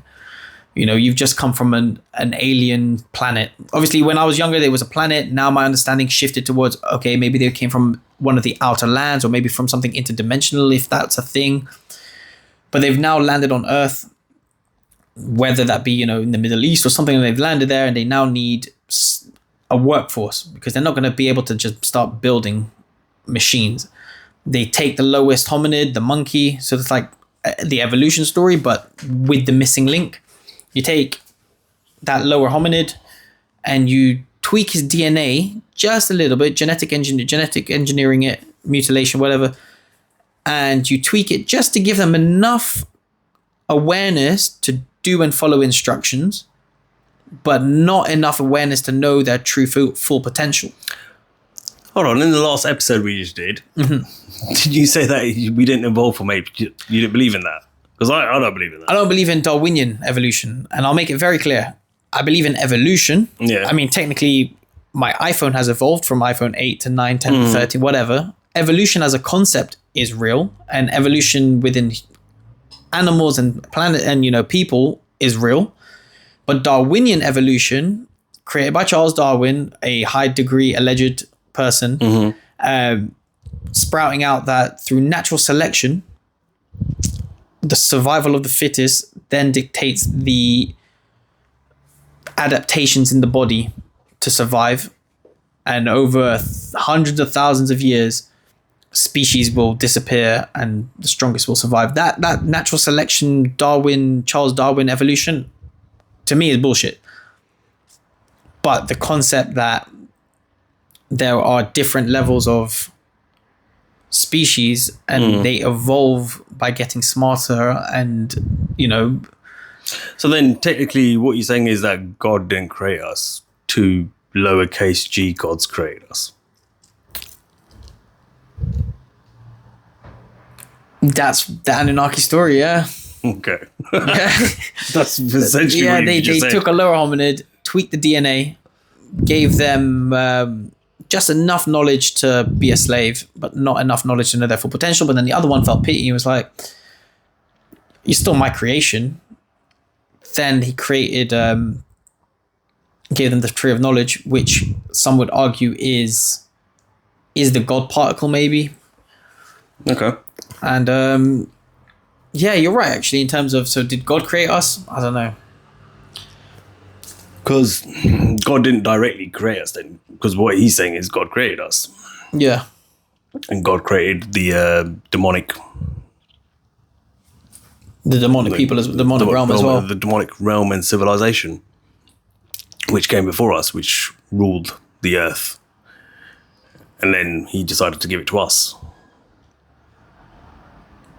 But then your story would say that there was one good God, one bad God, and the good God decided, hey, I'm going to give you some knowledge, my children, my creation. And the other one said, no, leave the slaves alone.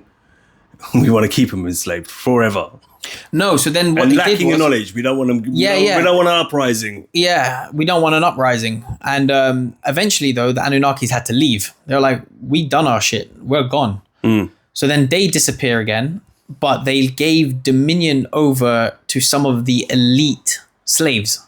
So they were like, okay, here, say you got a Garden of Eden with maybe, I don't know, 10,000 people or something. It's a whole town, a city worth of slaves, in a sense. They handpicked certain families and said, you will be the king. In another place, you will be the king. You will be the king. You will run and rule this concentration camp, whatever you want to call it, this town, this city, when we're gone. So they leave. And these bloodlines are the same bloodlines that still run today. And this is what we were talking about previously, about how they keep the bloodline strong and they interbreed, and they... The royal family, the royal families are all connected, and they do stuff in a way to kind of keep that power. But this power, they believe, if you look at the royal family, they believe that they're royalty because they are appointed by God. That's what they genuinely believe, right? When they're sitting on the throne, getting the crown on their head, when Prince Charles became King Charles, they have the whole churches and stuff like that with them, and they say, yeah, you are king appointed by God. By God himself has decided that you should be king over Great Britain, whatever. Which God are we talking about? Are we talking about the one and only God, or are we actually looking at a long lineage of kings being given that title by these alien gods? Which kind of aligns up with the story.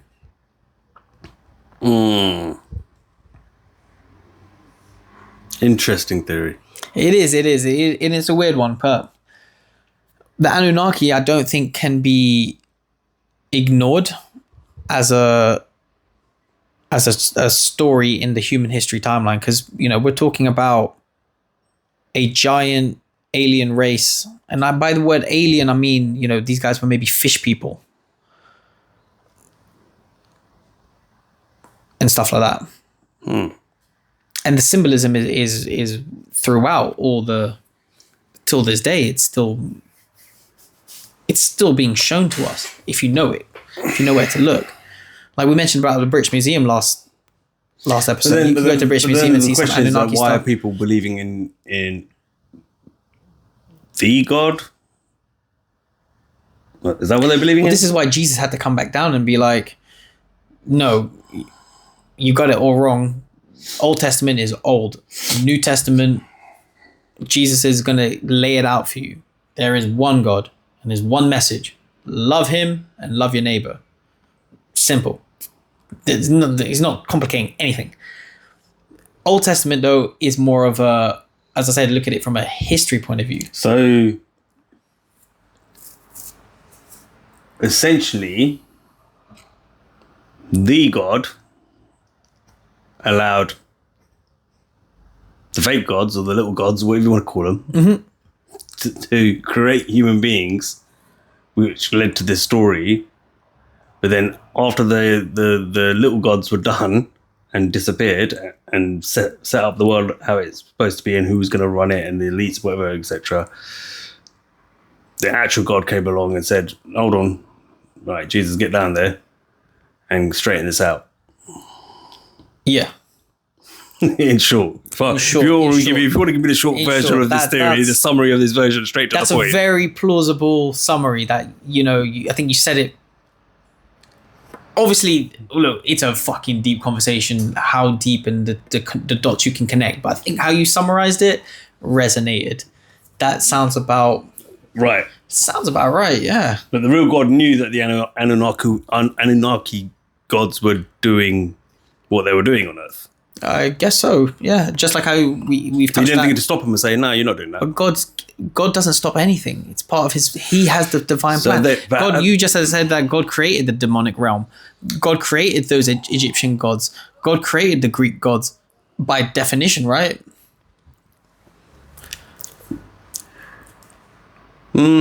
So what about the Egyptian gods then? I don't know. I was just trying to make a point then. You jumped in before I got to finish it. Sorry. That's why I'm trying to remember what I was going to say now until you jumped in. You said that God didn't he allowed the Anunnakis to do so that. he allowed them to do it. God allows everything, to be honest. Yeah, no, I'm not saying it. So the Anunnaki. So what? A civilization which he gave free will to do as they want rather than actually follow his lead. Surely, for them to have done that, if that's the case, yeah, I'm right with that. What I'm saying there, they had free will as well.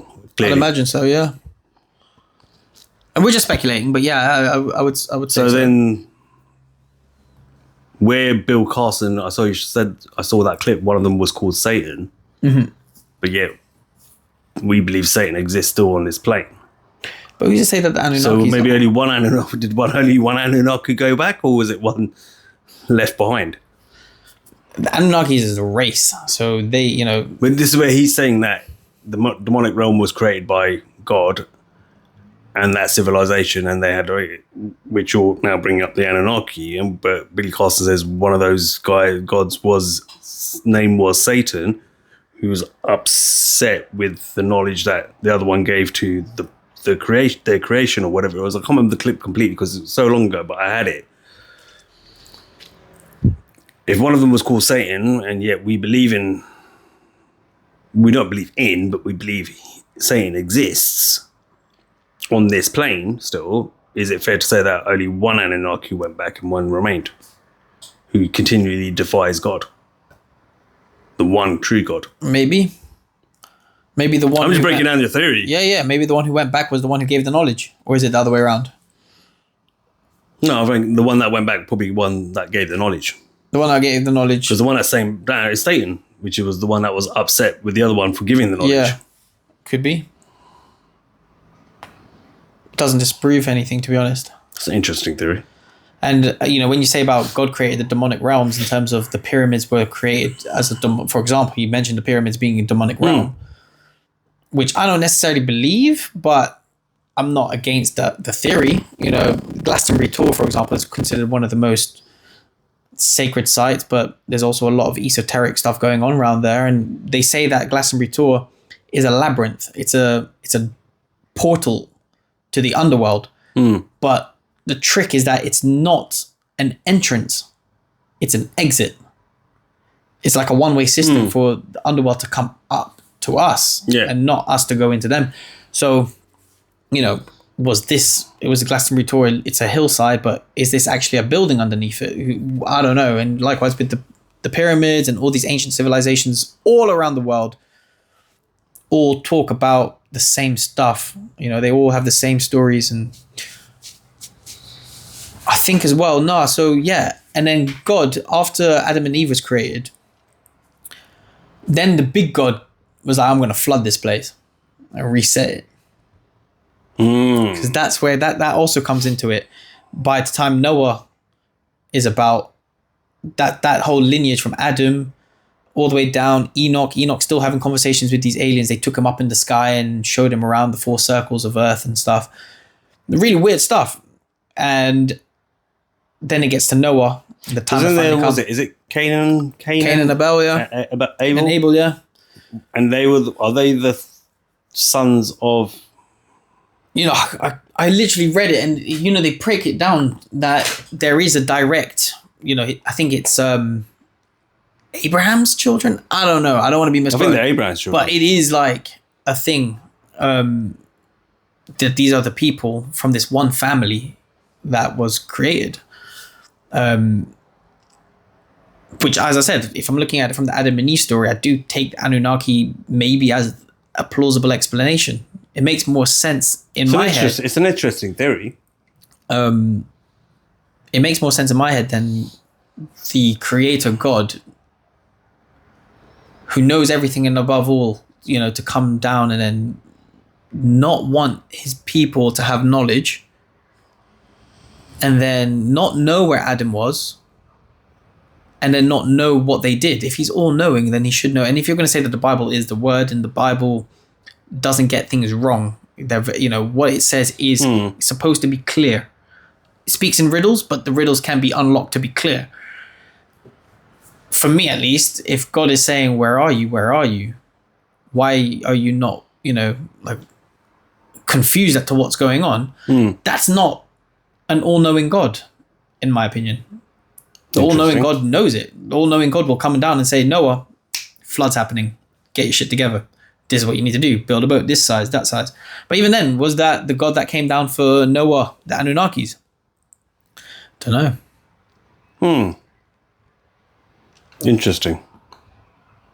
That's an interesting theory, though.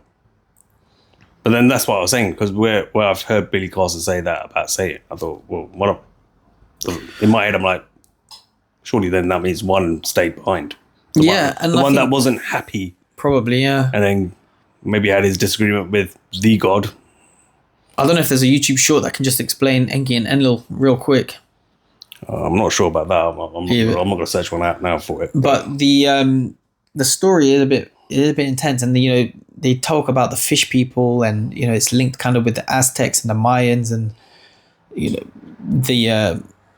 the heads on Easter Island. There was this ancient civilization pre-flood that spanned the whole world.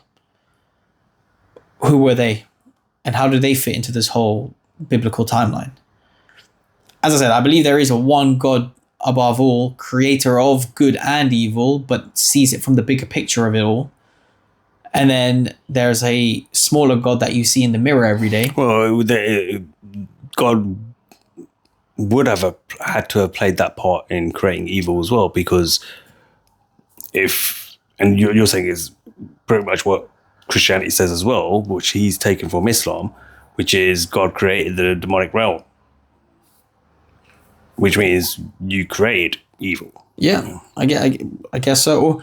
But he also says, but to be fair, also when you listen to our podcast, he also says that there's good demons and bad demons. And he says the bad demons are very much with Satan. Yeah, the good demons that are there are still have an allegiance to God. So there's good demons out there who still have their allegiance to God. They've not turned their back on God. But then there's an army that have and joined Satan.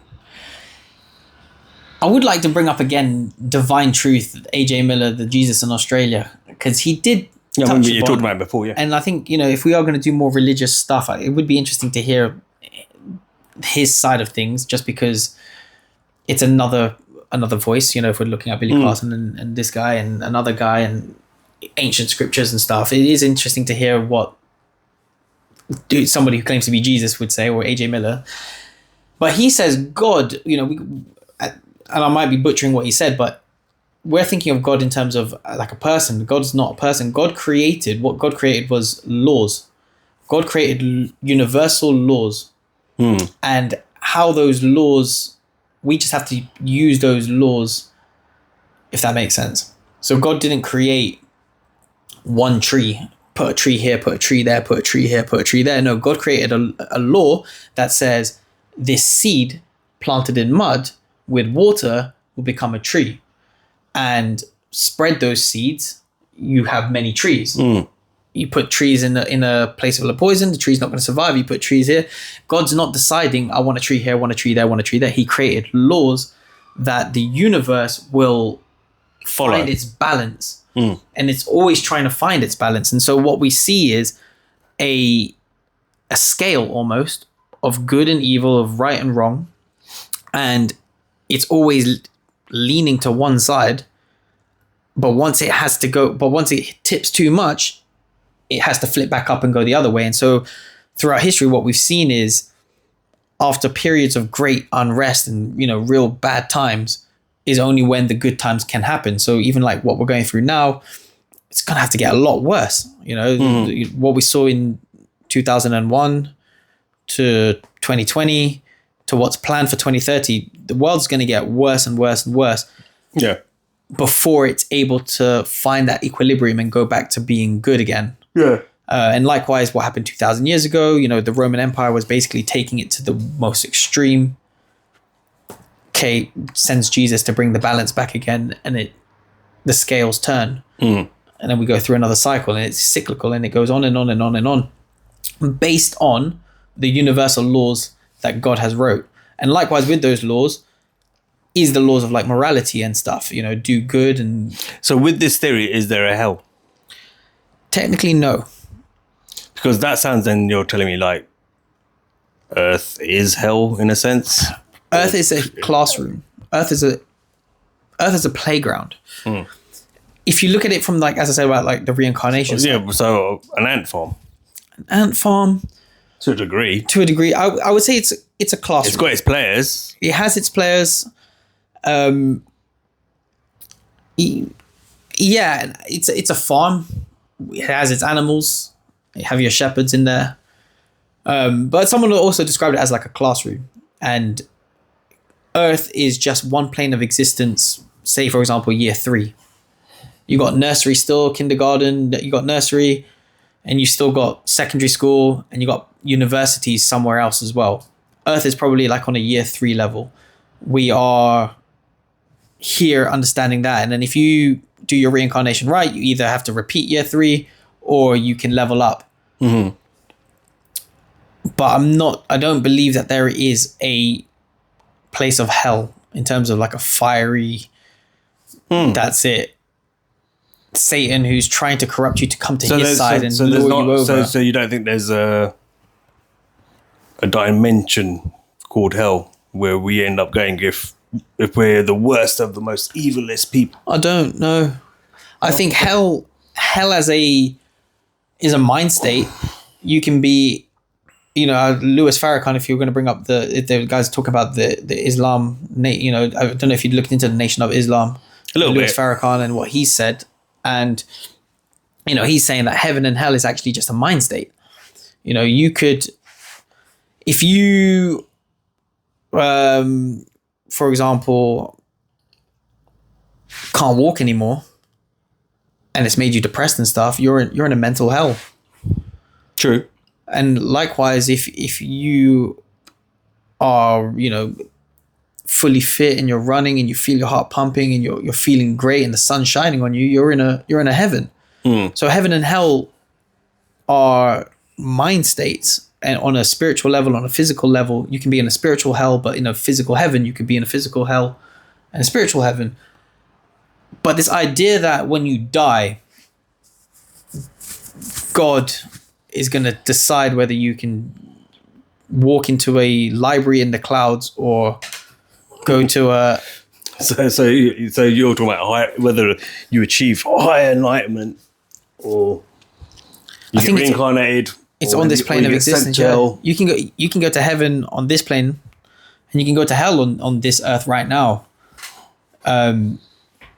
Someone passes away and you're mourning hard and this and that. You're grieving really hard. You're living in a mental hell right there. Your spiritual hell even, because that's on now a different plane. But this idea that you're gonna, if you've lived a bad life, all of a sudden you're gonna get, especially if we believe in an all-loving God. It's a weird one because I heard in a quote by New J. Cole song, he says, "Only God can judge me, but the catch is that he never does." God doesn't judge people, which is the irony to it. Only God can judge me, but God doesn't judge. He loves.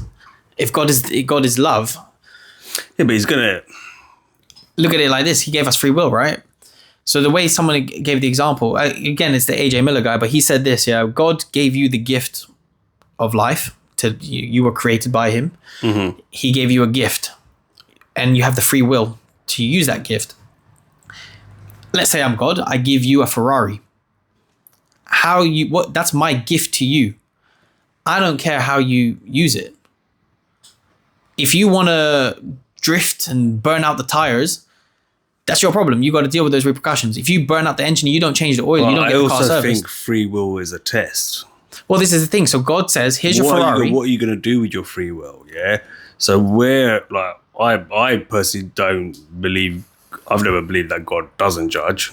I've always said God does judge, and you'll be judged at the end, right? Okay. Because end of the day, like, for me anyway, like, I'm open. Like, I was quite interested with what you're talking about, the Anunnaki, because I was like, oh wow, okay, this is an interesting. It's a different viewpoint. yeah. Interesting. I like stuff like that, man. Do you know what I mean? To get you thinking a little bit, like, but free will is a test in itself. I think. What are you going to do with your free will?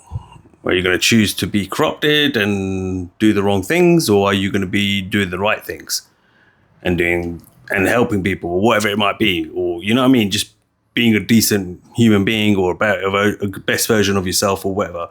And I think free will in itself, although it's free will, it's still a test. But what you will do with that free will? And what's the result? What's the results of the test? Results is when you die, your soul goes to God, and God then says where you're going to go. Okay, fair enough. Well, remember I said the 3 options that God has for you. Gates open and you go, well done. Or no, not quite. You need to go back and there's more for you to learn. You're not a bad person, but you could have done better. So you need to go back and learn. Or you're an evil motherfucker, and hey, take him. He's yours. I heard a quote that said, there's a stairway to heaven and a highway to hell. Mm. That should tell you everything you need to know about the traffic. Who did you get that from? You got that from the Led Zeppelin song, yeah? Well, this is... Stairway to Heaven. The stairway to heaven means it's going to be hard work. Mm. You know, staircases aren't easy. To go all the way up to heaven. You've got to climb a staircase. It's probably going to be a bit more narrow. Whereas a highway to hell, there's going to be hundreds of cars on that thing going full speed. So it's a lot easier to get to hell than it is to heaven.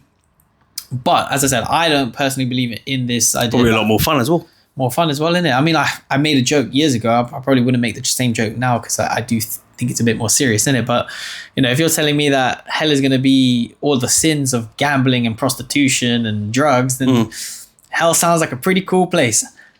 But it sounds pretty cool. But yeah, that was my younger brain thinking, hold on, you're talking prostitutes and drugs. Wow. Maybe at the beginning it sounds like fun, but give it a year, 2 years, 3 years, 4 years. Now you're like, oh shit, I feel like shit. Yeah. I think though, you know, if I was going to use that free will analogy though, God gives you a Ferrari. He also gives you a handbook on how to use it. Service it 100,000 miles. Service it every 10,000 miles, get the oil changed, change your tires, drive it respectfully. That's basically the Bible. The Bible is a guidebook on how to live your life. If you, though, decide, I'm going to go drift this Ferrari, pop the tires, God's not going to judge you for the gift he gave you. How you use the gift is up to you. His love for you was to give you that gift. If you pop the tires, that's now your responsibility. He's not going to give you the tires. He's not going to fix your car. You have to deal with that. And that's the same consequences that we deal with. My belief system would turn around and say to you that God will look at you and go, you're ungrateful. So when you do come to me, I'm going to tell you, you're going back down. You've got improvements to make. But he never set that as a condition. He never said, I'm going to give you a Ferrari, but you have to drive it at 20 miles an hour. Otherwise, I won't like you. But that's not what God said. But that's not the test. That's what I said. Free will's a test. He will give you something and say, okay, let's see how you handle it. I'm not going to tell you how to do it. I'm not going to tell you what to do with it. I'm not going to tell you how to use it. I'm not going to tell you who you should whether you should give it to someone or not give it to someone, or whether you should lend it out to someone or not lend it out to someone. You do as you with it. But when you do as you want with it, that's your free will. But however, free will is, there's going to be time afterwards. I'm going to make note of what you do with it. And if there's a lack of gratitude for what you've got, what I've given you, then you're not getting through the gate. But where do you draw, to what extremes is that? Just going by no, I think it's an interesting conversation. And, you know, as I said, if we're going to use the free will of like the Ferrari in terms of like the guidebook of life, they say, you know, you shouldn't drink, you shouldn't smoke and stuff like that. You know, you got to keep your body pure because that's God's gift, you know, your life. What would you say to people then who do smoke and do drink and do drugs? I'm a smoker, aren't I? Well, this is my is that not a disservice to God that you are now? Yeah, you probably are right. But it's like, but is he going to send you to hell for that? Same as people. Oh no, I'll find out one day. But this is the thing. If that's no. But I don't think he'll send me a hell for smoking. He'll say. So where do you draw the line? He might say how many. He might turn around. He might turn around and say, "You've not treated your body well. What I've given you, it's a gift. I've given you this body that you could have lived for a long time healthily and you chose not to. Yeah. You still got a lot of learning to do. Back down you go to Earth, right? In that body you go. Let's see if you learn this time around. Boom, forget your past life. Let's go again.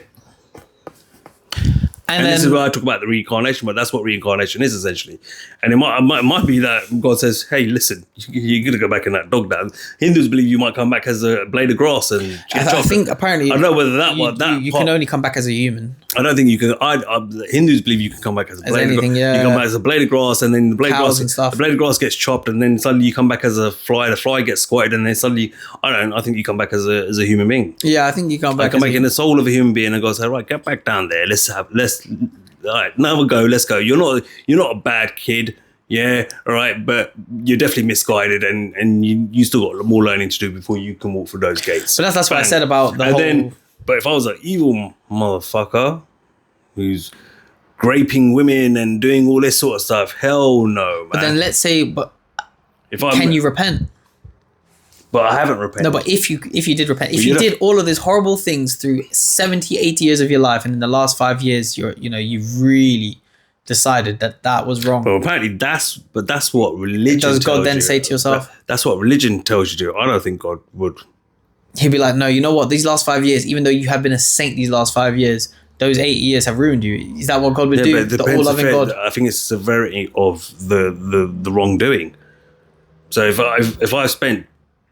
if I'm 50 years old and when I die, and I spent 40 of them being a PDF file, and doing those sort of criminalities, and then I spent 10 years, that was wrong of me to do that. Let me give myself to God, or at least ask for forgiveness and stuff like that. Is God really going to look at you and say, yeah, you're worthy to come into the world? Maybe that's where God maybe says, you're not still getting in. But do you believe in an all-loving God? Or does God say, you need more time to prove to me you've changed your way, so you're going to go back into that body there now? So you're saying 45 years of hardcore sin. Yeah, I don't think after 5 years, God will then say it's okay. I don't think he would. Personally, some people would, because that's what Christians think. That's what, I don't know if Muslims think that as well. I don't believe in religion. I think God would say, no, you've committed far too much sin, and it's the sin that cannot be forgiven, and wait, he's yours. As I said, but for the last 5-10 years, I saw the errors in my ways, and I'm trying to do good. Doesn't matter. The sins that you've done, that's just something that can't be forgiven. Boom, down you go. As I said, I fair enough. That's a viewpoint, an interesting viewpoint. I still believe, though, that... Remember, my viewpoints don't marry up with what religion tells you or we're programmed to believe. Mm-hmm. You put a question to me there, which is standard religion 101.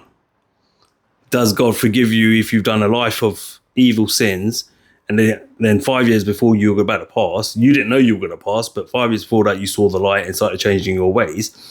Depending on the severity of how... I'm talking about evil. For me, evil is evil. Yeah, that is just demonic shit. It's the cruelest things you could possibly do to any living soul, person, whatever, yeah? And is it forgivable? No. But then, do you believe God is all-knowing? That's like saying... Do I believe God? Yeah. Do you believe God is all-knowing? Yeah. Do you believe God is all-loving? For those who are deserving of his love. That's not the definition of all-loving. No, I'm not all-loving. I don't know. I can't say all-loving because there's sinners out there, and he's like, no, I'm not giving that to you. Give me an example. What do you mean? So the end goal is I'm not giving that to you. Yeah. So there's people out there who are going to say they're going to get certain things and they're not going to get certain things. Yeah. So this is where I believe in karma as well, right? So whereas you could be a real motherfucker at work, yeah, you're a boss in a management position, whatever it is, and you fuck everyone over. 20 years down the life, your wife suddenly dies of cancer, and you're wondering, why has this happened to me? Because you're a motherfucker. So you're trying to say that God gave cancer to somebody because the husband... I think God gave me testicular cancer to test me. But you're saying God's killing... Remember I talked about this in the last episode? Yeah. God will test you and put you through what did you do? So you're saying that you did something bad? No, because you're talking about the karma stuff. I don't remember anything me particular. Maybe I'm not talking about... Because I don't believe that, by the way. I don't mean I believe I've gone around and because good things happen to bad people, and bad things happen to good people. So the logic that God will look at the sinners and then 20 years down the line try and give them karma in that lifespan isn't consistent. It isn't consistent. Good things happen to bad people. Explain that a little bit more. Go into that deeper. So correct me if I'm wrong, but what you said was, if somebody who's really bad, say a manager that fucked over all his colleagues, selfish, greedy, this and that, in 20 years' time, his wife might get cancer, for example, pass away or whatever, and he'll be thinking, why did this happen to me? And your understanding is that God saw this evil man from when he was younger and thought, you know what? But it's time to punish you. An all-loving God punishing someone. A lot of religious scriptures say what? What's the one thing a lot of religious scriptures say?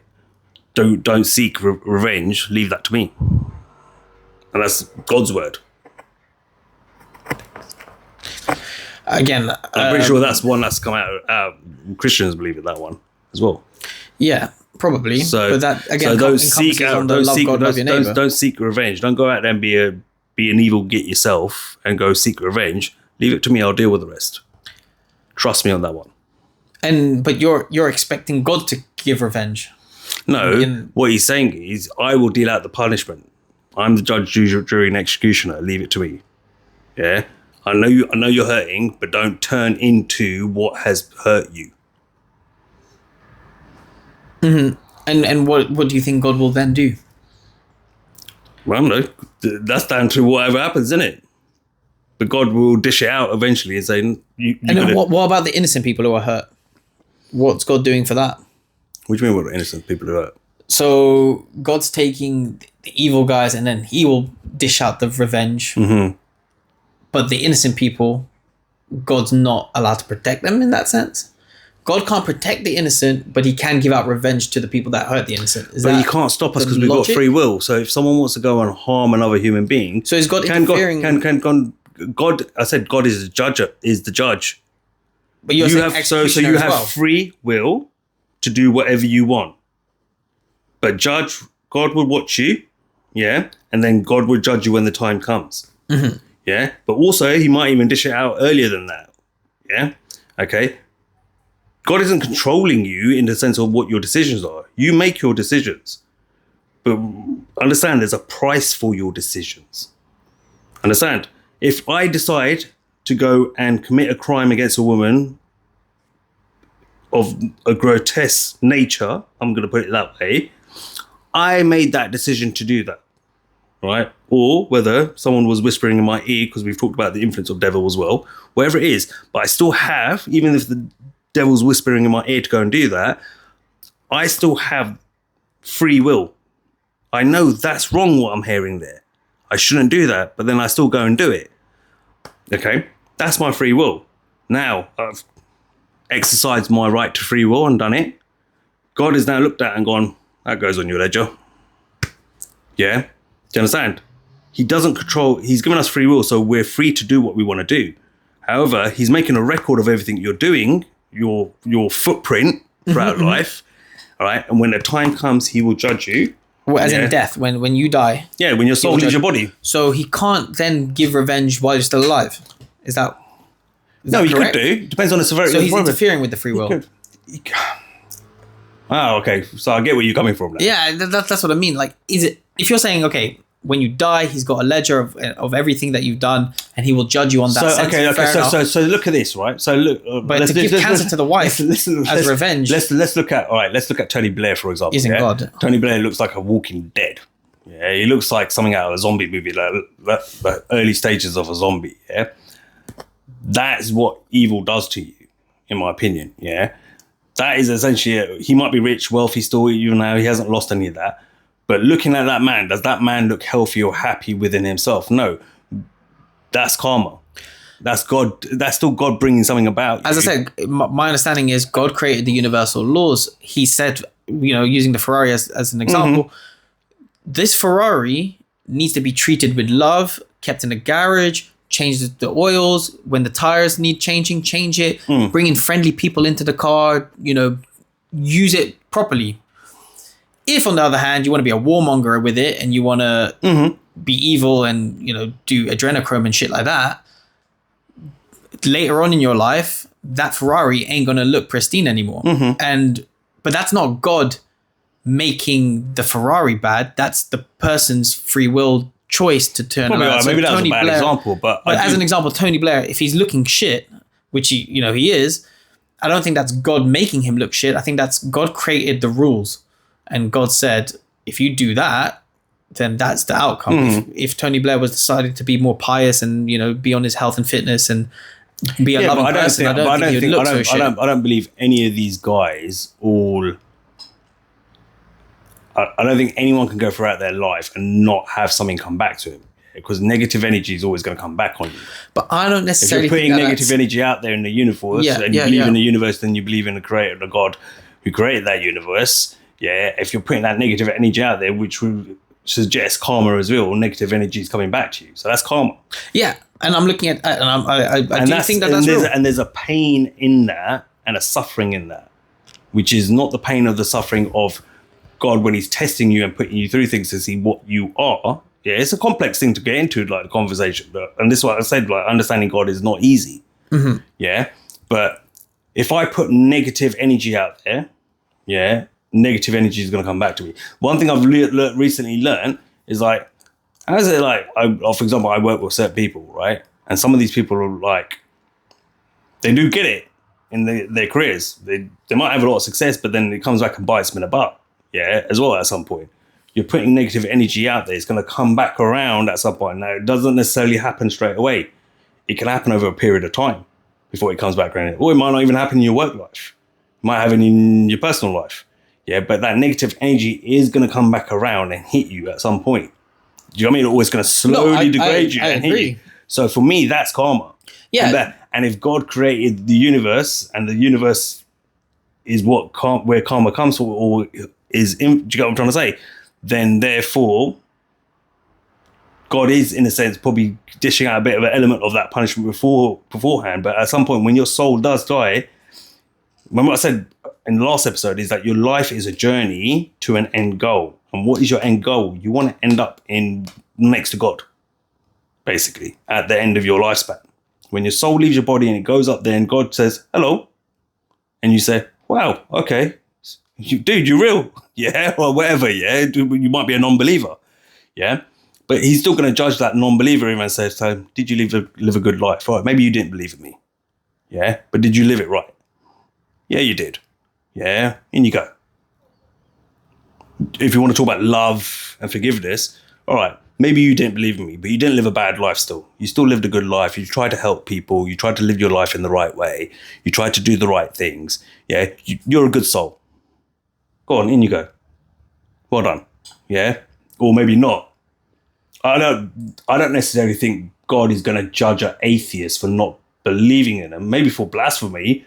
But again, have they lived a good life? Because there's people out there who don't believe in God who are good people. Correct? Would you agree? There's some people out there who don't believe in God who are generally are good people, good hearts, good souls. Yeah. So I don't think he would punish you to that degree. He'll judge you on how have you lived your life. You may not have believed in me, but how did you live your life? And you actually lived your life in the right way. And you did the right things. And you know what? Or you may not. Maybe you didn't. Maybe you use that as your... There's some people out there who say God doesn't exist and they're on cocaine binges and doing this and doing all the wrong shit. Yeah? And saying, hey, you didn't believe in me. Back down you go. Give it another go. Let's see what you do with this next life I give you. Yeah. Or he says, you didn't want evil and yo, he's yours.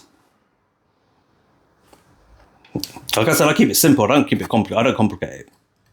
But I think, yeah, fair enough. I'd love to have this conversation in more depth because there's a lot of questions that I would like to expand on. That's why I said I always keep it simple. I don't do religious. Isn't the most simple to be God is all loving, and He doesn't judge. All loving in what sense? What do you mean by all loving? That He'll love you no matter what. He's your Father. But that depends on your belief system. Do you believe that? God, the Creator, God above all. The energy, the essence, the spirit of God. I'm just saying, but that just sounds like something coming out of Scripture. I'm talking about I'm telling you my viewpoint, not scripture points. Yeah. This is my opinion of what my belief system is built on. I'm not talking about scriptures, because what you're asking right now, it sounds like very much God. Every religion says God is all loving. Is he? Well, Who told not you every that? religion necessarily. Some religions might not, you know. As far as I'm aware, there isn't a religion that doesn't say he's not all loving, is there? Or does it? New Testament says he's all loving, but I mean, Old Testament, we're talking about a God that Was quite. would rain frogs and stuff. You know what I mean? But that's what I'm saying. The Old Testament states that, so. Is where are we getting it from? Yeah? This is what I'm trying to say. Old Testament God isn't. You're asking a question to someone who doesn't believe in religion, believes in God. I'm not saying religion. I'm asking about. But that is religion. That's taken from religion, though, isn't it? As well. That maybe not all of them, but it's taken from a religious scripture somewhere, and probably quite a few religious scriptures. Or is God all loving? Who says God is all loving and forgiving? And who says God is judging? But who says he is judging people as well? Right? Where did you get that? Then? It's belief system. Where did you get that belief system? That's what I'm saying. Based It's on what it's his belief reason? system, because that's what I choose to believe. But from what reasoning did you come to that belief?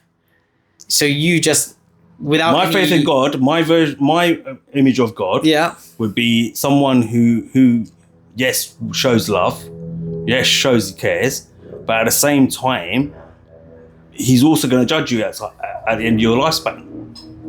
And you better use your life in the correct way, because there's going to be certain prices to pay if you've not done what you should have done. Because like I explained to you before, your life is a journey. I'm not saying everyone else has got to believe what I say. Your belief system is your belief system. You believe what you want to believe. Yeah. But me personally, that's what I believe. For me, Cypher, that's my belief system. Don't agree with it? Great. Are you open-minded to changing your belief system? No, because that's my core belief system. So you're. I'm open to listening. I'm open to listening because I found the Anunnaki thing really interesting. Because I'd love to have this conversation again with a little bit more. Yeah, we can do it because we've got a podcast, man. Yeah, true. Because this is interesting conversation. It's making me think as well, which I. But no, what I'm saying is, I'm open to listening to whatever you want to say. Yeah, and I've even said it here. Actually, you got a good point about karma, right? You made a good point about karma as well. Yeah, but let's not get confused. I have a belief system, and that's my belief system. You're not necessarily going to change it necessarily. Like, I listen to the Anunnaki stuff, but I'm sitting there like, okay, that's an interesting theory. It's all about whether you want to believe into it or not, as well. Yeah. What's your version of God look like? So how do you think humans were created then? Bringing it back to that whole conversation. What is your creation story? Do you know? I've never really thought about the creation story. So where do you think humans came from then? Yeah. I do believe God created us. Adam and Eve? Or I don't know whether it would have been. I don't know whether I'm not 100%. I know Adamu or I'm not. Do you know what I mean? I've never given it that kind of thought. Okay. What I get more caught up in is fact, like, when people start to debunk it with so-called science, right? So things like Big Bang Theory, keyword theory, by some priest back in the 1600s or something came up with a theory, and we've run with it ever since. And maybe even like 1800s. No one's even disproved. I think it was Eddie Bravo said it 1600s. 1600s? Yeah, something like that. He said like 1600. I think he said 1600. 16 maybe, yeah. Yeah, is that far back? Jesuit priest. Yeah. And I was like, well, so no one's tried to... Not that I really care whether you do or don't, because most of the shit out there I don't believe anyway, right? But for me, it's like, I get quite a bit more of that thing, which is, well, God does exist, because you can't explain this and you can't explain that. And you no matter how much you try, you can't explain that. My biggest thing is that God exists. And if you don't believe him, cool, just don't slag me off because I choose to. And this is the reason why I choose to believe it. I don't get caught up with the whole, whatever the point you just made. Oh, how were the humans created? Yeah, I don't. When did humans take reign? I'm not going to lie. I've not necessarily even spent my life thinking about that question. You never looked back, because obviously, even when I look back now, when in my young years, have I ever sat down and thought, how were we created? I'm like, no. Yeah, you hear the theories. So what do you subscribe to then? I would have to think about it. Do you go back to the ancient, like What with the ancient? There's Egyptians? loads of interesting. All right, what about the pyramids? Then? What's your take on that? Because you mentioned pyramids. I think there's a lot of interesting. I think there's a lot of. You remember, my brain works differently from yours. Yeah? You're very much into this sort of stuff. Yeah, I mean, whereas me, I'm very much simple in my thought process when it comes to my faith and God. I don't spend time thinking too much about how the pyramids were built, because I'm more focused on what I can see in front of me and taste and touch and everything. I've said this before to you. It's like even like your flat Earth madness. It's true. Yeah. All right. Okay. And flat Earth is biblical. I'm not saying madness. I'm not saying if you're nuts because you believe flat. By the way, guys, yeah, I'm not saying that at all. Yeah, but it's true. I'm not saying that you're nuts if you do. Yeah, your theories are your theories, and if you have that, nuts to believe in the globe. If you have that opinion, you have that opinion, and that's cool. Yeah. Like I said, like you said too. So you believe in this? I don't believe in it. I don't think about it. I don't. I think it's important to discuss how humans were created, because that's what he was talking about. Every individual is different in their thought process, and I think for me, I spend my time thinking about what I think is important to me. I don't sit here questioning God in that sense to the degree.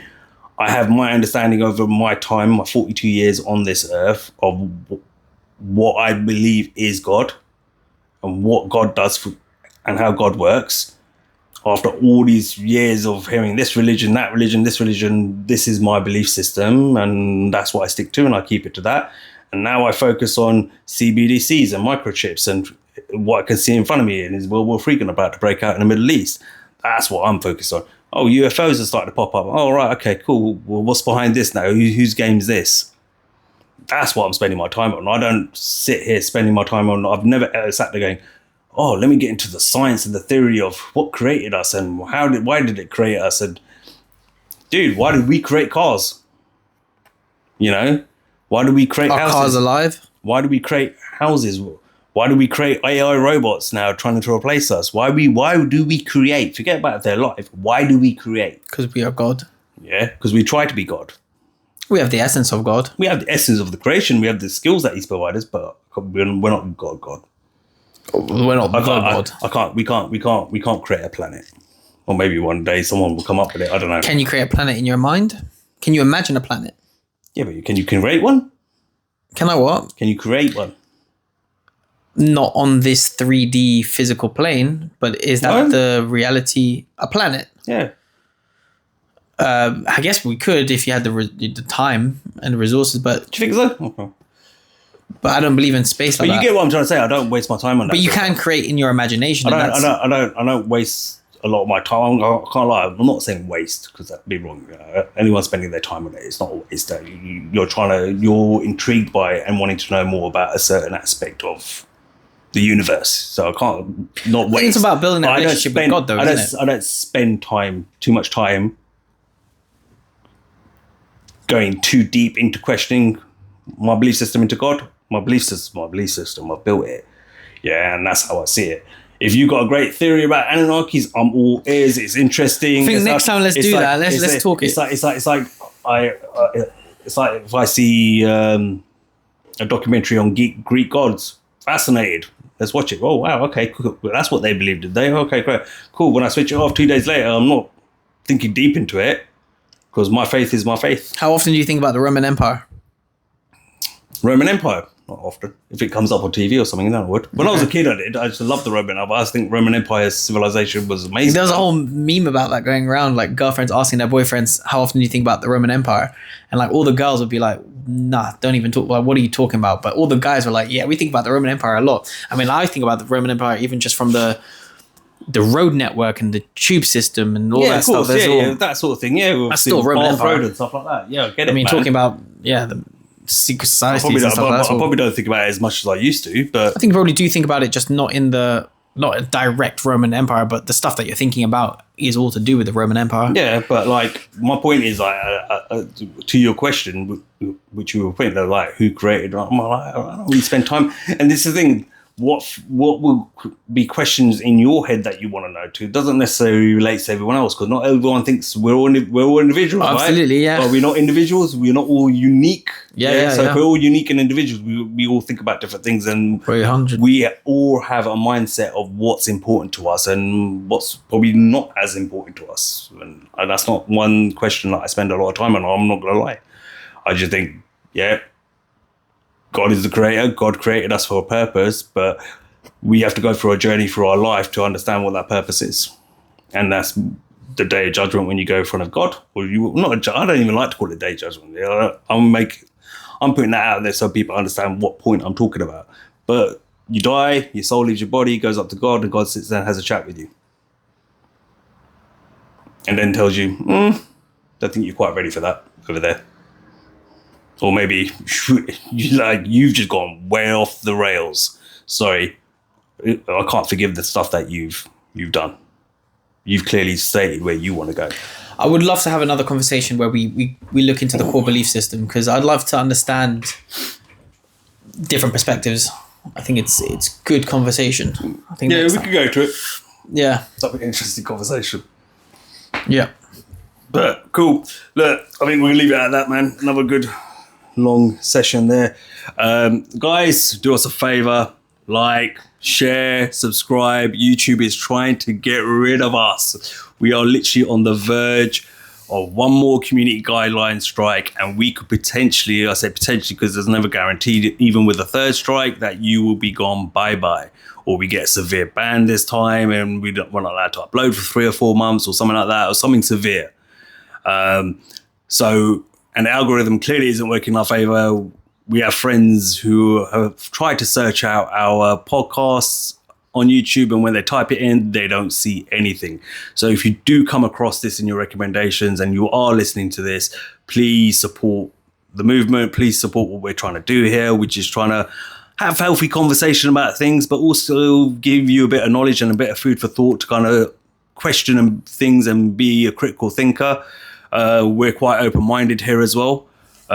Two ideas. We don't necessarily believe in everything. We have our own belief system, but we respectfully have our conversations and obviously give our take on things. So, like I said, man, help us out, because we really need it right now on YouTube, because they are censoring us hard. Other than that, the usual, man. Like, share, subscribe. Until next time, I'm Cypher. I'm Treble. And we out. Allahu Akbar.